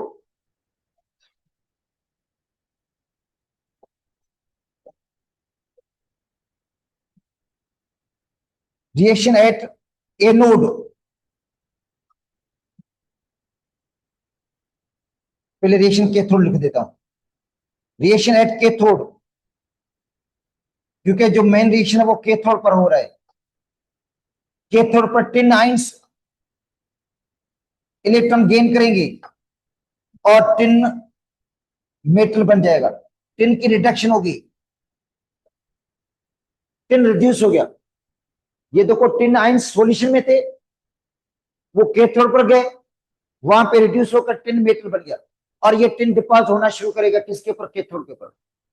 टिन जो का डिपॉजिट होगा किसके ऊपर, कैथोड के ऊपर, और कैथोड आयरन का बना हुआ है, तो आयरन के ऊपर टिन की कोटिंग हो जाएगी। अब सॉल्यूशन में टिन आयन की कमी होगी, सॉल्यूशन में टिन आयन कम हो जाएंगे। अच्छा, वो कहां से पूरा इसकी, ये जो टिन आयंस हैं उनकी कमी को कैसे दूर किया जाएगा, एनोड पर जो टिन है वो ऑक्सीडाइज होगा।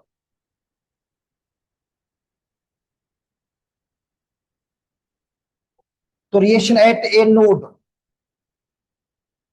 एनोड पर रिएक्शन, तो एनोड पर जो टिन है ये ऑक्सीडाइज हो जाएगा, ये बनाएगा टिन आइंस और 2 इलेक्ट्रॉन लूज करेगा, जिसको हम कहते हैं ऑक्सीडेशन। इसका मतलब है जो एनोड टिन का बना हुआ है वो ऑक्सीडाइज होना शुरू करेगा, किस में तब्दील होगा, टिन आइंस में जाएगा। ये टिन आइंस जाएंगे सॉल्यूशन में, सॉल्यूशन के बाद कैथोड पर जाकर रिड्यूस हो जाएंगे। ऐसे एनोड की सतह कम होती जाएगी, एनोड का साइज कम होता जाएगा, एनोड ऑक्सीडाइज हो जाएगा, और उन टिन आयंस की रिडक्शन होगी कहां पे, कैथोड पे। तो इस तरह टिन ऑक्सीडाइज भी होगा और रिड्यूस भी हो जाएगा। तो ये था टॉपिक। अभी हम पढ़ते हैं एक और नया चैप्टर जो आखिरी फर्स्ट ईयर का है, वो है केमिकल बॉन्डिंग, बहुत अहम चैप्टर है।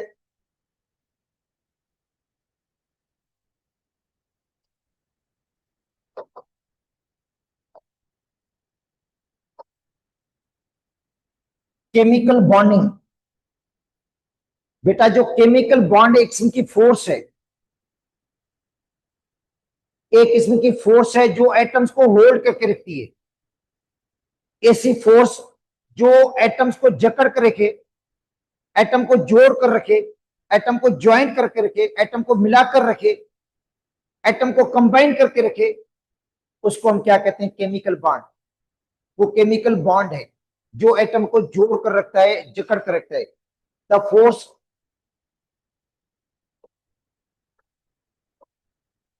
Of attraction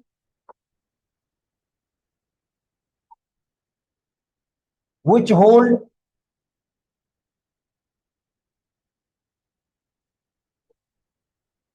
atoms, which hold atoms together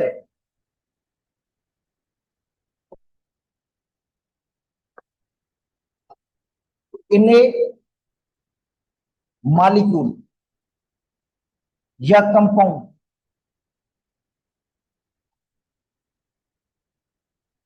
molecule के अंदर या कंपाउंड के अंदर जो फोर्स एटम को जकड़ के रख रही है, उस फोर्स का नाम क्या है, केमिकल बॉन्ड।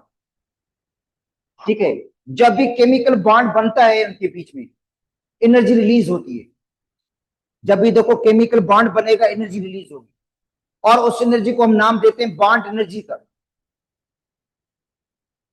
देखो उस एनर्जी को नाम कौन सा देते हैं, बॉन्ड एनर्जी, मतलब बॉन्ड बना है उसकी एनर्जी है, और वो एनर्जी रिलीज होगी, और जितनी एनर्जी ज्यादा रिलीज होगी उतना बॉन्ड ज्यादा मजबूत होगा। जितनी एनर्जी ज्यादा रिलीज होगी, जब एटम एक दूसरे के करीब आते हैं तो फोर्स ऑफ अट्रैक्शन पैदा होती है, फोर्स ऑफ अट्रैक्शन पैदा हो जाती है, मॉलिक्यूल बन जाता है, और मॉलिक्यूल बनने के साथ एनर्जी रिलीज हो जाती है। उस एनर्जी को हम कहते हैं bond energy.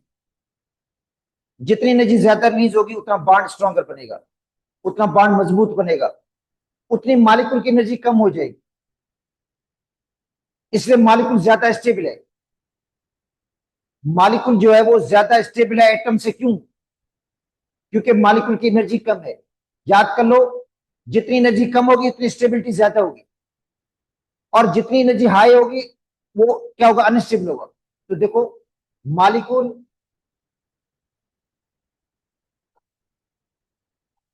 is more stable.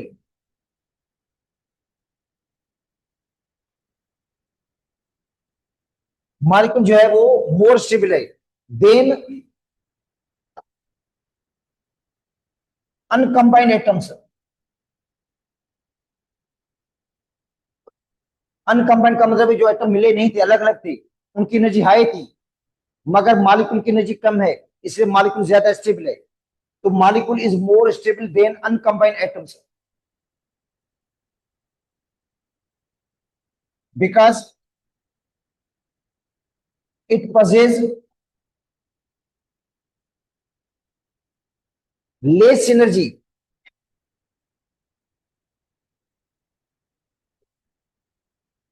it possesses less energy than uncombined atoms.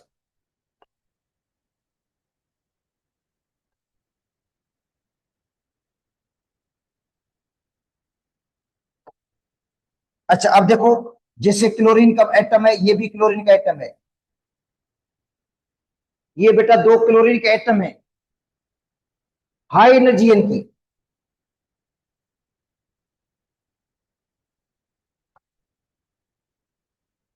High energy है, अनस्टेबल है ये.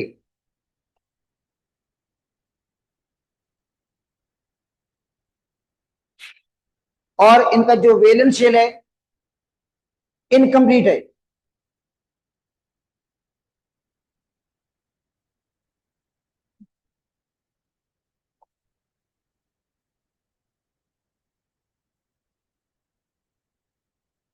इनका वैलेंस शेल क्या है? इनकम्प्लीट है, कंप्लीट नहीं है. इनके वैलेंस शेल में 7 इलेक्ट्रॉन्स होते हैं, इसके भी वैलेंस शेल में 7 इलेक्ट्रॉन्स, आगे हम डिस्कस कर लेंगे. तो ये जब क्लोरीन के एटम आपस में मिल जाते हैं, चलो मैं समझा देता हूं आपको.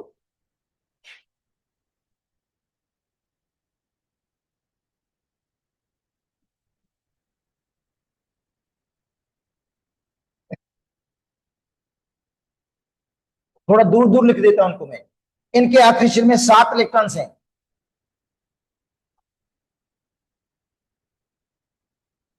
क्लोरीन के जो आखिरी शेल उसमें 7 इलेक्ट्रॉन्स होते हैं, क्योंकि क्लोरीन का एटॉमिक नंबर जो है 17 है. पहले शेल में 2 इलेक्ट्रॉन होते हैं, दूसरे में 8 होते हैं, तीसरे में 7 इलेक्ट्रॉन. और याद कर लो, वैलेंस इलेक्ट्रॉन जो होते हैं वही बॉन्ड बनाते हैं. तो वैलेंस शेल में 7 इलेक्ट्रॉन्स हैं. ऑक्टेट को कंप्लीट करने के लिए 1 इलेक्ट्रॉन की जरूरत है इसको, और इसके पास भी 7 इलेक्ट्रॉन्स हैं. 1 इलेक्ट्रॉन इसका अनपेयर्ड है, 1 इलेक्ट्रॉन इसका अनपेयर्ड है, 1 इलेक्ट्रॉन इसका अनपेयर्ड है. और जब ये एक दूसरे में करीब आएंगे, एक दूसरे के करीब आ जाएंगे, तो ये आपस में शेयरिंग कर देंगे इलेक्ट्रॉन्स की.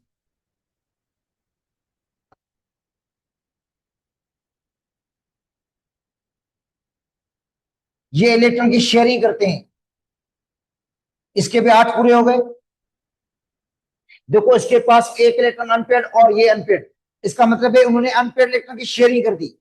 अनपेयर्ड इलेक्ट्रॉन की शेयरिंग करके कोवैलेंट बॉन्ड बना दिया, और यहां पे भी अनपेयर्ड इलेक्ट्रॉन की शेयरिंग होगी. अब बताओ क्या हो गया? जैसे एटम करीब आ गए, जैसे एटम करीब आ गए और सिंगल कोवैलेंट बॉन्ड बन गया,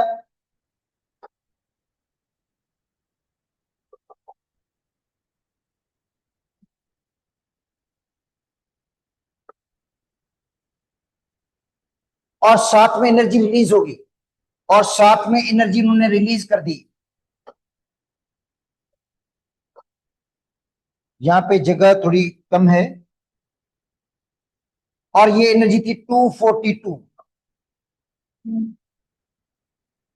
तो नीचे में लिख देता हूं ये एनर्जी, यहां पे थोड़ी जगह की कमी है, तो मैं ये एनर्जी नीचे लिख देता हूं. एनर्जी रिलीज होगी 242 किलो जूल पर मोल. इस एनर्जी को हम कहते हैं बॉन्ड एनर्जी. ये बॉन्ड एनर्जी है, ये एनर्जी रिलीज हुई है. अगर इसको आप तोड़ना चाहोगे, अगर इस बॉन्ड को तोड़ना चाहोगे, इतनी एनर्जी देनी पड़ेगी. अब देखो ये एनर्जी रिलीज जो है साइन नेगेटिव की है। अब क्या हुआ, ये मॉलिक्यूल मोर स्टेबल हो गया।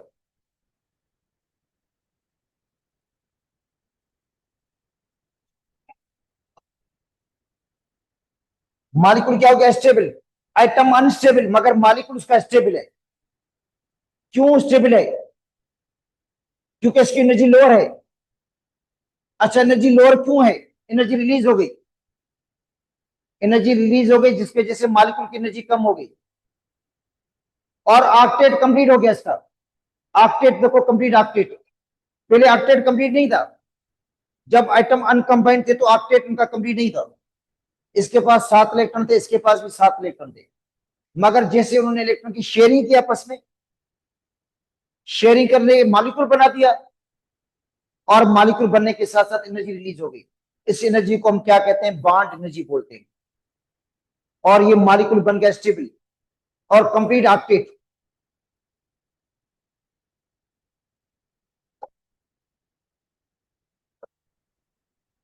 ऑक्टेट भी इसका कंप्लीट हो गया। इसका मतलब है एटम जो है वो 2 रीजन पे जैसे बॉन्ड बनाते हैं। देखो अगर क्वेश्चन आ जाता है why atoms combine to form bond या why atoms combine to form molecule, तो इसके 2 रीजन है। एक रीजन है कि एटम की एनर्जी हाई है, हाई एनर्जी में वो अनस्टेबल है, इसलिए वो एनर्जी लूज कर देते हैं और मॉलिक्यूल बना देते हैं और वो मॉलिक्यूल स्टेबल होता है।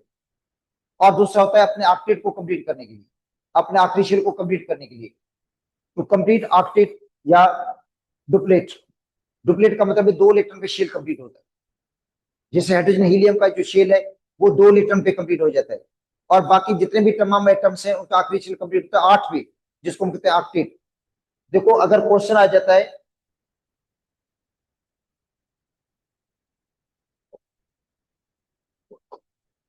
Why atoms combine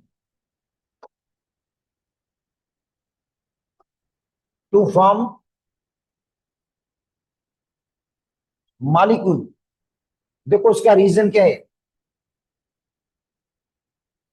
to lose energy, energy को लूज करने के लिए। क्योंकि एटम की एनर्जी हाई है, अनस्टेबल है, इसलिए एनर्जी को लूज कर देते हैं वो, और लूज करने के लिए वो केमिकल बॉन्ड बनाते हैं। और दूसरा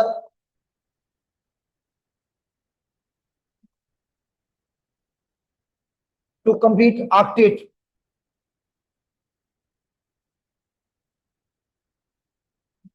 ऑक्टेट का मतलब है 8 electrons in the valence shell.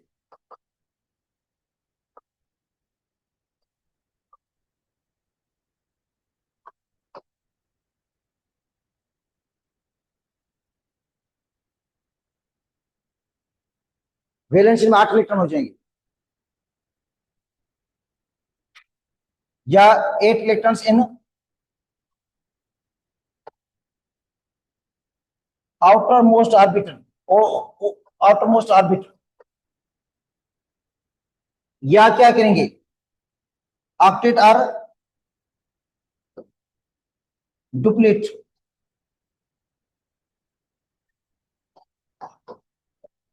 2 electrons in outer most shell. Outer most shell में कितने इलेक्ट्रॉन हो जाएंगे, 2 हो जाएंगे।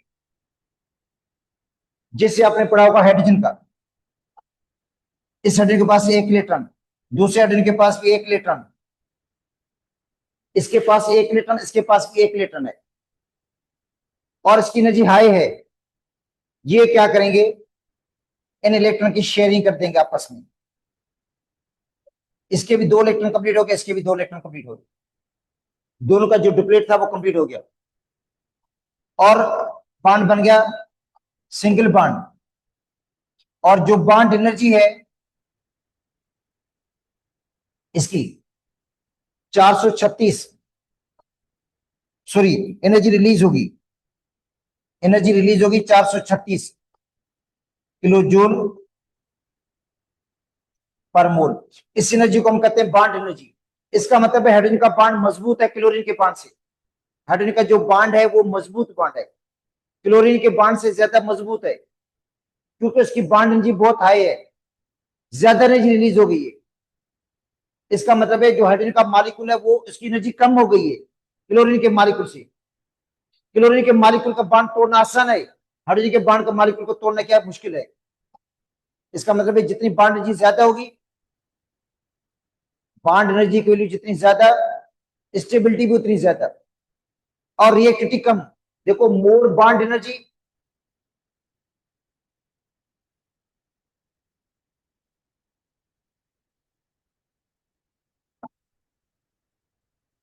स्टेबिलिटी।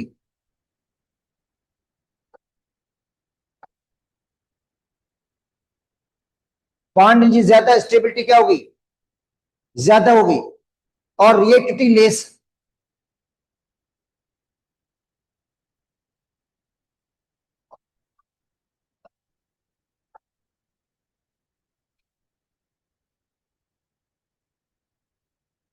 अच्छा, अब एक और भी रीजन आपको मैं बता दूं, माना वही सेम हो गया, इसके अंदर ही हो गया, ऑक्टेट को कंप्लीट करना। तो इसको हम इस तरह भी कर सकते हैं,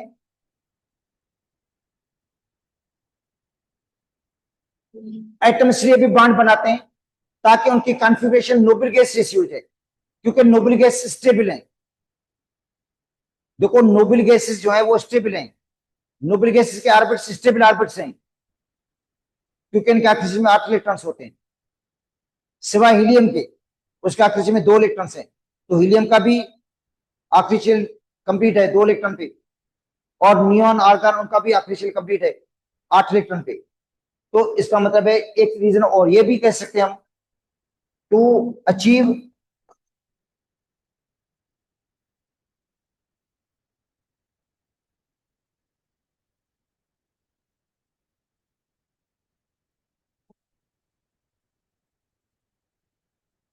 to acquire inert gas configuration.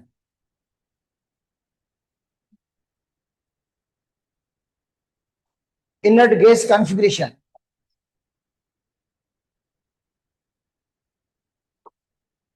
अच्छा ये मैं किसकी बात कर रहा हूं, इससे रिलेटेड, कि why atom combine to form molecule. तो उसका रीजन ये भी है, to achieve inert gas configuration. तो inert gases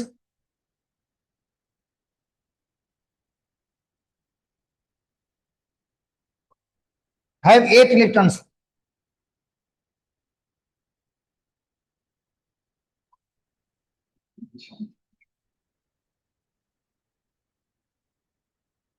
in valence shell,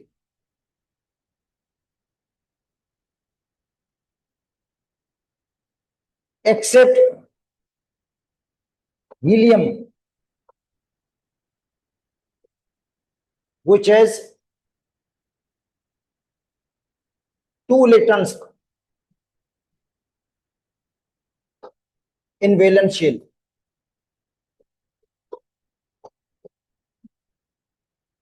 अच्छा, तो हम बात कर रहे थे कि एटम कंबाइन होकर मॉलिक्यूल क्यों बनाते हैं, तो रीजन यही आगे। एक तो एनर्जी लूज करने के लिए, तो उनकी एनर्जी बहुत हाई है, एनर्जी लूज करके वो मॉलिक्यूल बना देते हैं, और मॉलिक्यूल की एनर्जी कम होती है, मॉलिक्यूल ज्यादा स्टेबल होता है। इसका मतलब है जो एलिमेंट्स है वो मॉलिक्यूलर फॉर्म में ज्यादा स्टेबल है, एटॉमिक फॉर्म में कम स्टेबल है, लेस स्टेबल है वो। दूसरा, जब एटम के फॉर्म में, तो सवाई नोबल गैसेस के जितने भी एटम्स हैं उनके आउटर मोस्ट ऑर्बिट इनकम्प्लीट है, आउटर मोस्ट ऑर्बिट इनकम्प्लीट है सवाई नोबल गैसेस के। तो अपने आउटर मोस्ट ऑर्बिट को कंप्लीट करने के लिए वो केमिकल बॉन्ड बनाते हैं। एक और रीजन हो सकता है जो आपको यही आउटर मोस्ट ऑर्बिट के हवाले से ही होगा, to achieve inert gas configuration, ताकि उनकी कॉन्फ़िगरेशन इनर्ट गैस से बन जाए, जैसे इनर्ट गैस स्टेबल है वो भी इनर्ट गैस जैसे स्टेबल बन जाए, इसलिए वो केमिकल बॉन्ड बनाते हैं, केमिकल बॉन्ड बनाते हैं। देखो, in 1916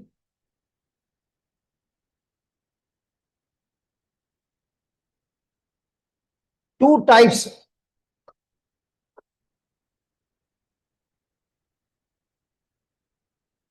of chemical bond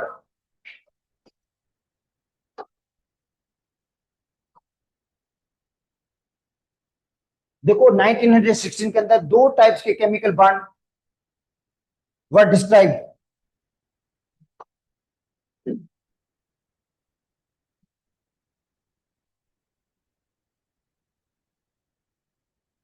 ionic bond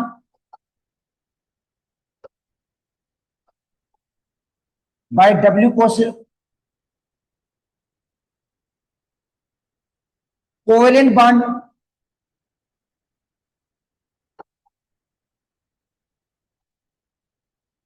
by G N Lewis.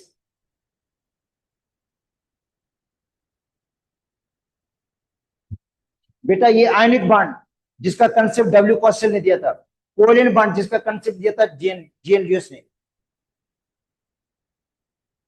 According to both concept,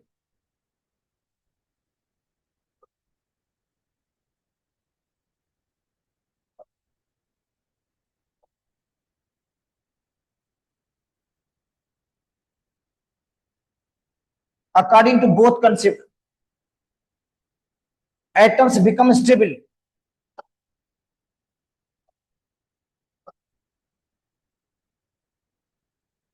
atoms become stable, atom stable हो जाते हैं when they acquire, when they achieve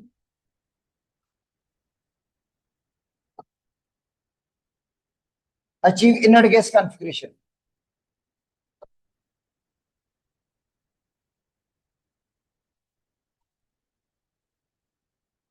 जब उनकी कॉन्फ़िगरेशन इनर्ट गैस जैसी बन जाती है, 8 electrons in the valence shell,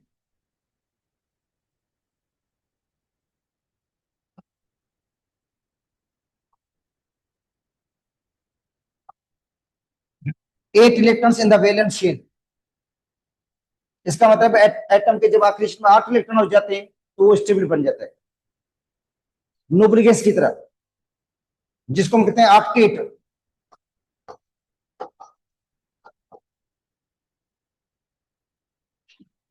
और 2 electron the valence shell,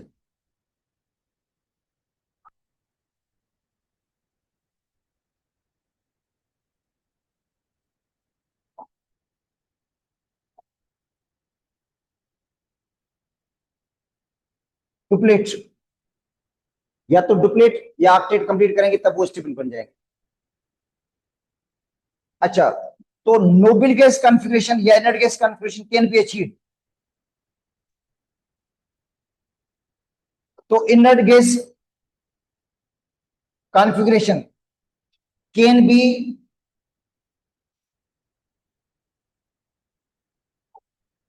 achieved by transfer of electron,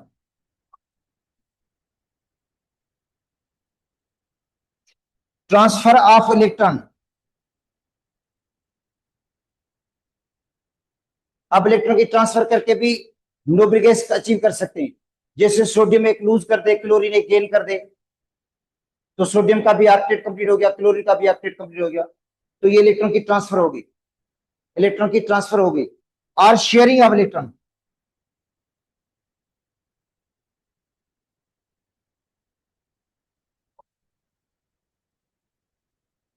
या तो इलेक्ट्रॉन की ट्रांसफर करके अपने आखिरी शेल को पूरा करें, या इलेक्ट्रॉन की शेयरिंग करके अपने आखिरी शेल को पूरा करें।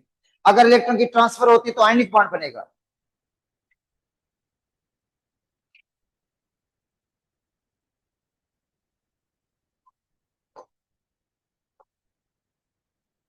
Ionic bond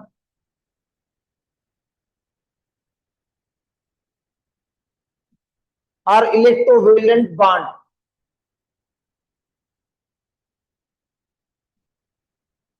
the bond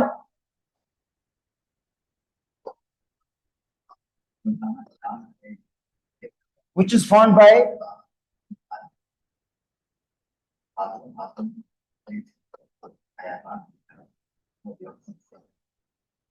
transfer of electron,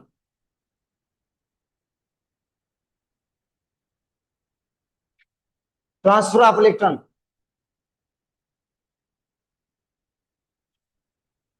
ठीक है, बिटवीन टू एटम्स। अच्छा, वो दो एटम कौन से? Metal and non metal.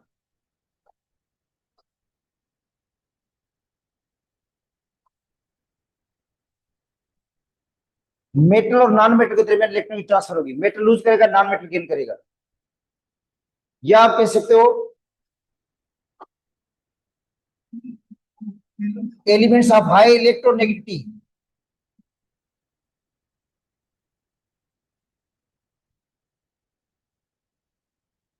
High electronegativity या लो इलेक्ट्रोनेगेटिविटी, या आप कह सकते हो एलिमेंट्स ऑफ लो इलेक्ट्रोनेगेटिविटी, ये मेटल हैं। एंड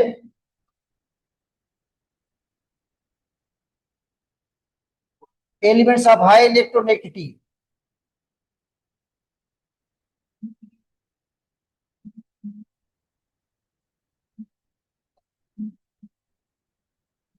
लो इलेक्ट्रॉनिटी और हाई इलेक्ट्रॉन के दरमियान भी आयनिक बॉन्ड बनेगा, क्योंकि जो लो इलेक्ट्रोनेगेटिविटी वाला होगा वो मेटल होगा, और जो हाई इलेक्ट्रोनिटी वाला होगा वो नॉन मेटल होगा।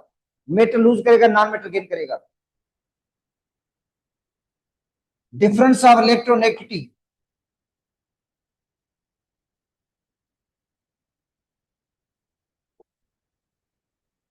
difference of electronegativity usually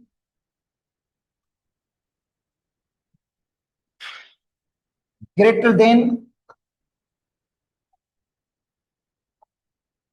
1.7।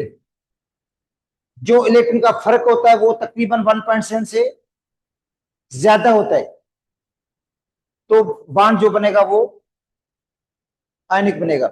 मगर उसके अंदर एक्सेप्शनल भी हो सकता है, जैसे HF है, एच में डिफरेंस 1.9 का है, मगर वो कोवेलेंट बॉन्ड है, तो ये एक्सेप्शनल केसेस भी हो सकते हैं इसके अंदर। मगर हम कहेंगे यूजुअली अक्सर जिनमें इलेक्ट्रॉन का डिफरेंस 1.7 से ज्यादा है तो वो बॉन्ड क्या होगा? आयनिक होगा। Example, sodium chloride ionic bond है। सोडियम लूज करता है पॉजिटिव चार्ज, क्लोरीन गेन करता है negative charge. Magnesium oxide, magnesium +2 oxygen -2।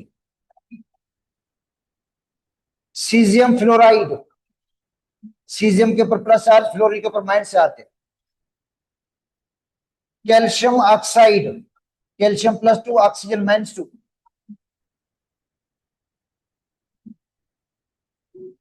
तो इनके दरमियान जो बॉन्ड होगा वो क्या होगा? आयनिक बॉन्ड बनेगा। ये मेटल और ये नॉन मेटल, मेटल और नॉन मेटल। अच्छा, हम कह सकते हैं metals of group first A,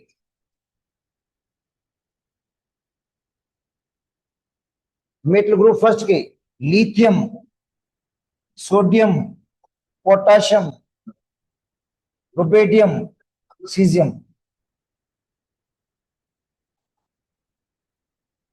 with low electronegativity,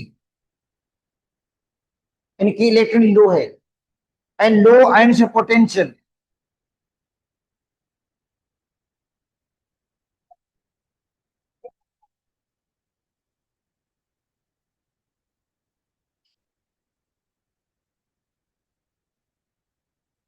इनकी लो आयन पोटेंशियल है, readily lose their valence electron.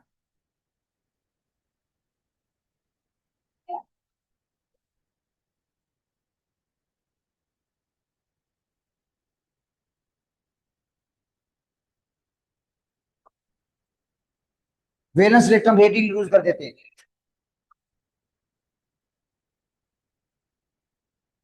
To form positive ions,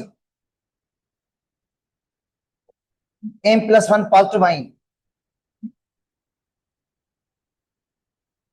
क्या बनाएंगे? पॉजिटिव आयन बनाएंगे। यहाँ पे मैं उनको सबको M से शो कर रहा हूं, इनके ऊपर पॉजिटिव चार्ज होगी। M से मुराद है मेटल, जिसके ऊपर पॉजिटिव चार्ज आएगी, और क्योंकि इनकी IP लो है, इलेक्ट्रॉन लो है, ये इलेक्ट्रॉन जल्दी लूज करेंगे।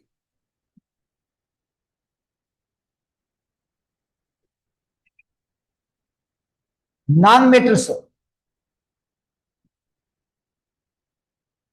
अब ग्रुप 7 थे, fluorine, chlorine, bromine, iodine.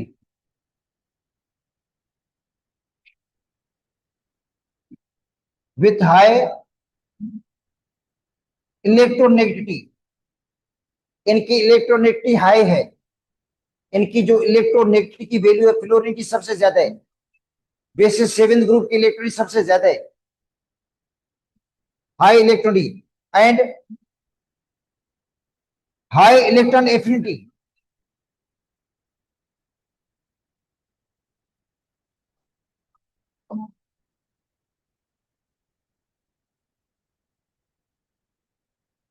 Electron affinity इनकी हाई है, क्लोरीन की इलेक्ट्रॉन एफिनिटी सबसे ज्यादा है।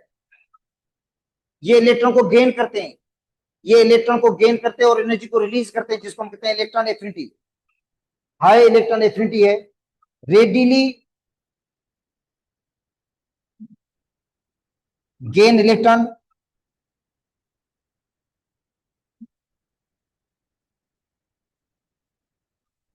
टू फॉर्म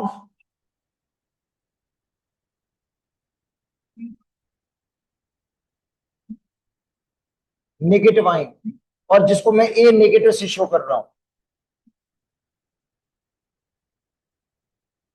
और फिर पॉजिटिव आयन और नेगेटिव आयन के दरमियान जो बॉन्ड बनेगा वो आयनिक होगा। अच्छा, तो क्या होगा? The electrostatic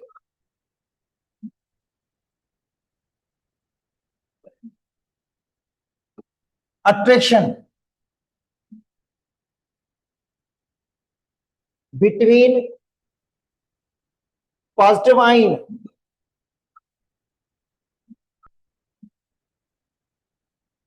and negative ion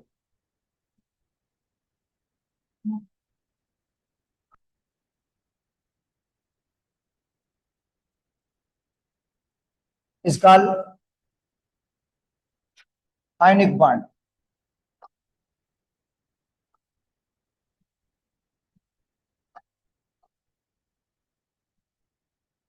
और इलेक्ट्रोवेलेंट बॉन्ड।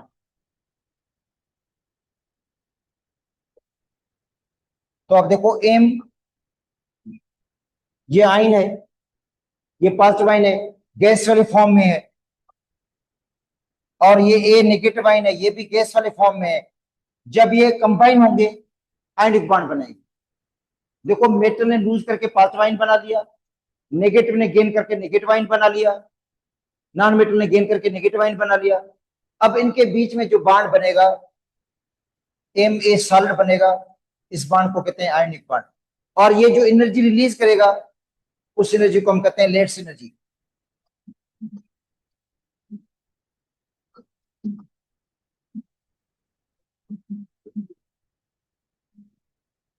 और ये नेगेटिव फिगर में होगी। अब आते हैं आयनिक बॉन्ड।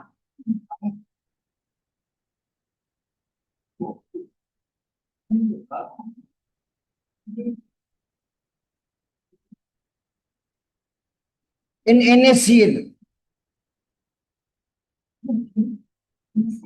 ये बोरन हैपर साइकिल में पढ़ा चुका हूं पूरा तफसील से। बोरन हैपर साइकिल के अंदर पूरा हमने तफसील से पढ़ा था कि आयनिक बॉन्ड कैसे बनता है, आयनिक बॉन्ड की फॉर्मेशन किस तरह की होती है, याद होगा आप लोगों को। आयनिक बॉन्ड किस तरह बनता है? देखो एक तो ये हो गया कि भी सोडियम सॉलिड, आधा मोल क्लोरीन गैस का, ये मिलकर क्या बनाते हैं? NaCl सॉलिड बना लेते हैं। और इस हीट को हम क्या कहते हैं? हीट ऑफ फॉर्मेशन बोलते हैं। और हीट ऑफ फॉर्मेशन जिसकी वैल्यू कितनी है? -411 किलो जूल पर मोल। इसका मतलब है सोडियम सॉलिड और क्लोरीन गैस मिलकर सोडियम क्लोराइड सॉलिड बना लेते हैं और एनर्जी को रिलीज करते हैं। वो एनर्जी रिलीज कितनी हुई है? 411 किलो जूल पर मोल एनर्जी रिलीज होगी।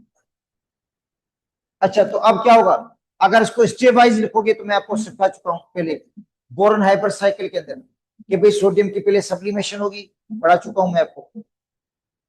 उसके बाद सोडियम की आयनाइजेशन होगी, क्लोरीन का मॉलिक्यूल टूटेगा एटम के अंदर, फिर क्लोरीन का एटम इलेक्ट्रॉन गेन करेगा जिसको हम कहते हैं इलेक्ट्रॉन एफिनिटी, फिर पॉजिटिव और नेगेटिव आयन आपस में मिलकर NaCl सॉलिड बन जाता है, आयनिक बॉन्ड बन जाता है।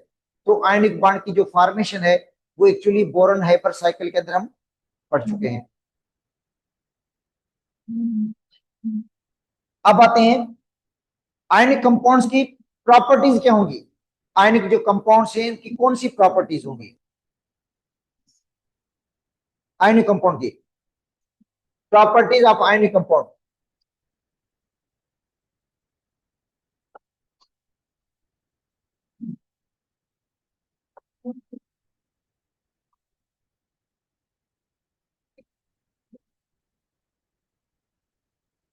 अच्छा, अब याद करो मैं आपको आयनिक सॉलिड में भी पढ़ा चुका हूं, आयनिक जो सॉलिड पढ़ा था उसके अंदर भी पढ़ चुके हैं आप लोग, वही आयनिक कंपाउंड की प्रॉपर्टीज हैं जो आपने आयनिक क्रिस्टल की प्रॉपर्टीज पढ़ी थी। नंबर 1,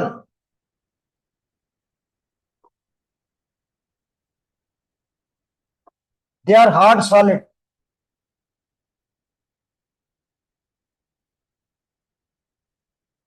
ये हार्ड सॉलिड होते हैं, ब्रिटल भी होते हैं।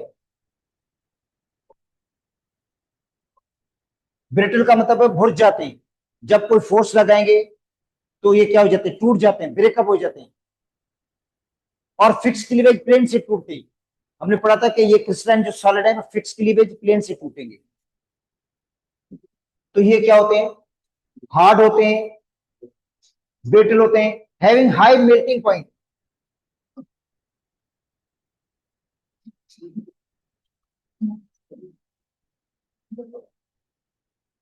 इनका मेल्टिंग पॉइंट हाई होता है due to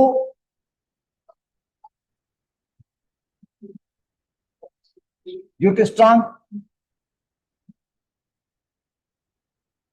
electrostatic force of attraction between ions, ions के बीच में फोर्स अट्रैक्शन पहुंच जाता है, इसलिए मेल्टिंग पॉइंट का बहुत हाई होगा।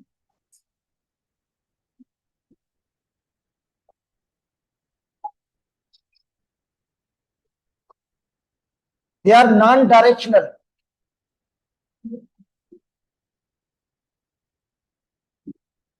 ये क्या होते हैं, नॉन डायरेक्शनल होते हैं।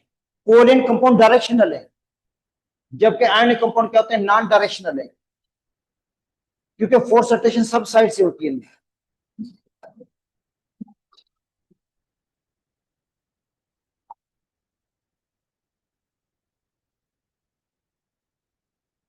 दे are represent by empirical formula.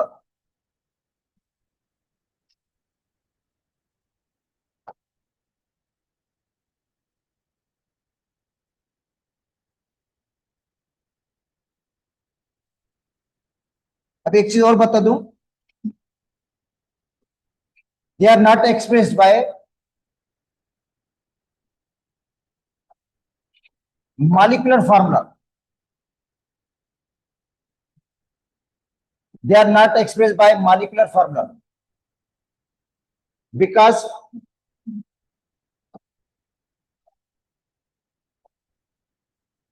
they are not composed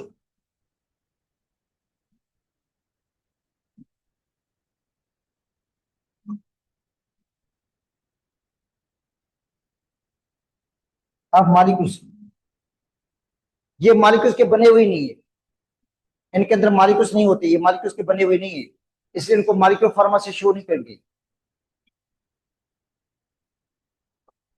they are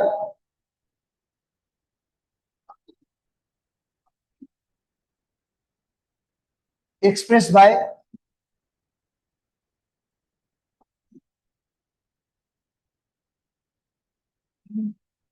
simplest formula, मतलब एम्पिरिकल फार्मूला से इनको शो करते हैं हम।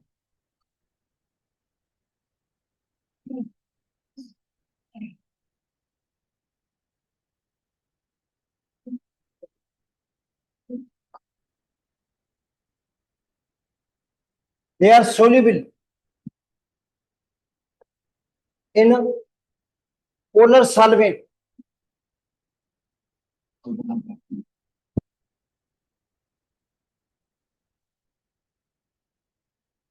such as water. ये soluble किसके अंदर है? पोलर सॉल्वेंट के अंदर soluble है due to interaction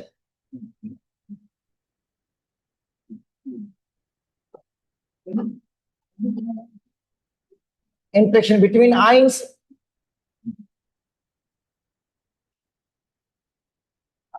and polar molecules. Ions और पोलर मॉलिक्यूल्स के दरमियान इंटरेक्शन होगी. जो आइंस हैं वो पोलर मॉलिक्यूल के साथ इंटरेक्ट करेंगे. देखें, जैसे मैग्नीशियम आयन है, उसके साथ वाटर का नेगेटिव पोर्शन इंटरेक्ट करेगा.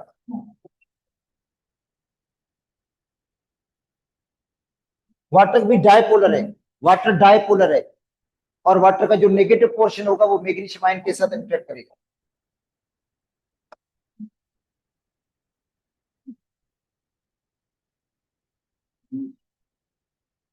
और नेगेटिव आयन है क्लोराइड, इसके साथ वाटर का पॉजिटिव पोर्शन इंटरेक्ट करेगा.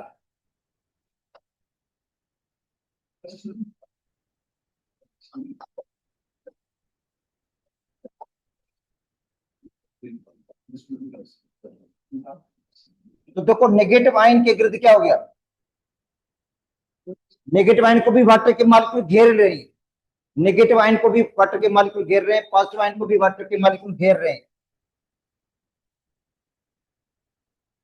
दिस प्रोसेस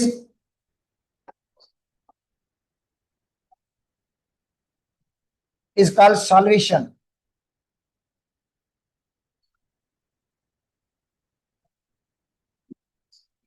इस प्रोसेस को हम क्या कहते हैं? सॉल्वेशन बोलते हैं. सॉल्वेशन होगी या hydration.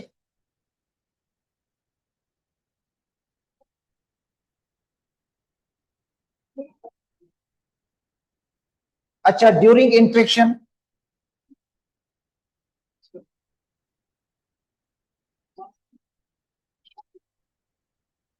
Energy is released.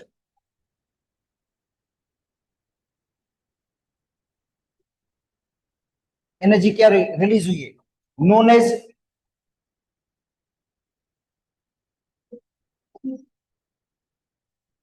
Solvation energy.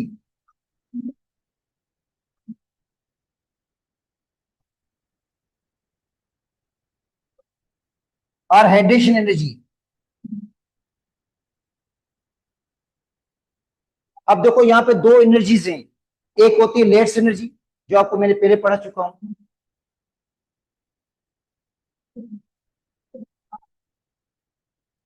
अगर सॉल्वेशन एनर्जी ज्यादा होगी लेट्स एनर्जी पे, तो सोलिबिलिटी ज्यादा होगी.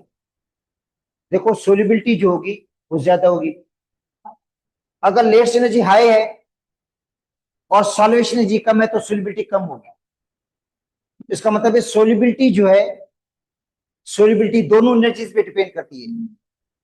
लेट्स एनर्जी पे डिपेंड करती है और सॉल्वेशन एनर्जी पे भी डिपेंड करती है. अगर लेट्स एनर्जी हाई है तो सोलिबिलिटी कम होगी. अगर लेट्स एनर्जी कम है और सॉल्वेशन एनर्जी ज्यादा है, तो सोलिबिलिटी ज्यादा होगी. ये आपको पहले भी बता चुका हूं लेट्स एनर्जी के अंदर.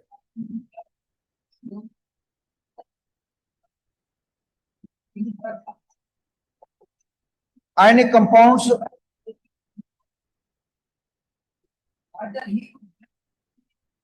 Are electrolytes.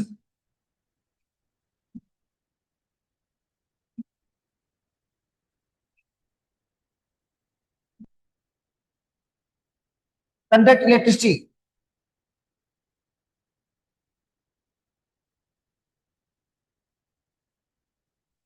in fused form.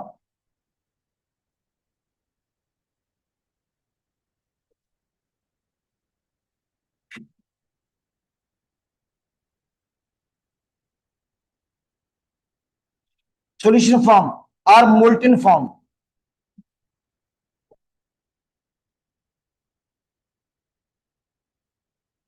देखो आयनिक कंपाउंड में इलेक्ट्रिसिटी पास होगी जब उनका हम सॉल्यूशन बनाएंगे, सॉल्यूशन में आयंस अलग अलग हो जाएंगे और आयंस के जरिए इलेक्ट्रिसिटी कंडक्ट होगी, या उनको फ्यूज कर देंगे, मेल्ट कर देंगे, तब इलेक्ट्रिसिटी पास होगी, या इनको मतलब वही मोल्टन की बात होगी, मोल्टन फॉर्म में इलेक्ट्रिसिटी पास होगी, सॉल्यूशन के फॉर्म में। सॉलिड फॉर्म में इलेक्ट्रिसिटी नहीं पास होती, सॉलिड फॉर्म में इलेक्ट्रिसिटी पास नहीं होती है। तो NaCl जो है सॉलिड इलेक्ट्रिसिटी नहीं पास करेगा, सॉल्यूशन पास कर देगा और मोल्टन NaCl। तो आज इतना काफी है, इंशाल्लाह कल आगे पढ़ लेंगे।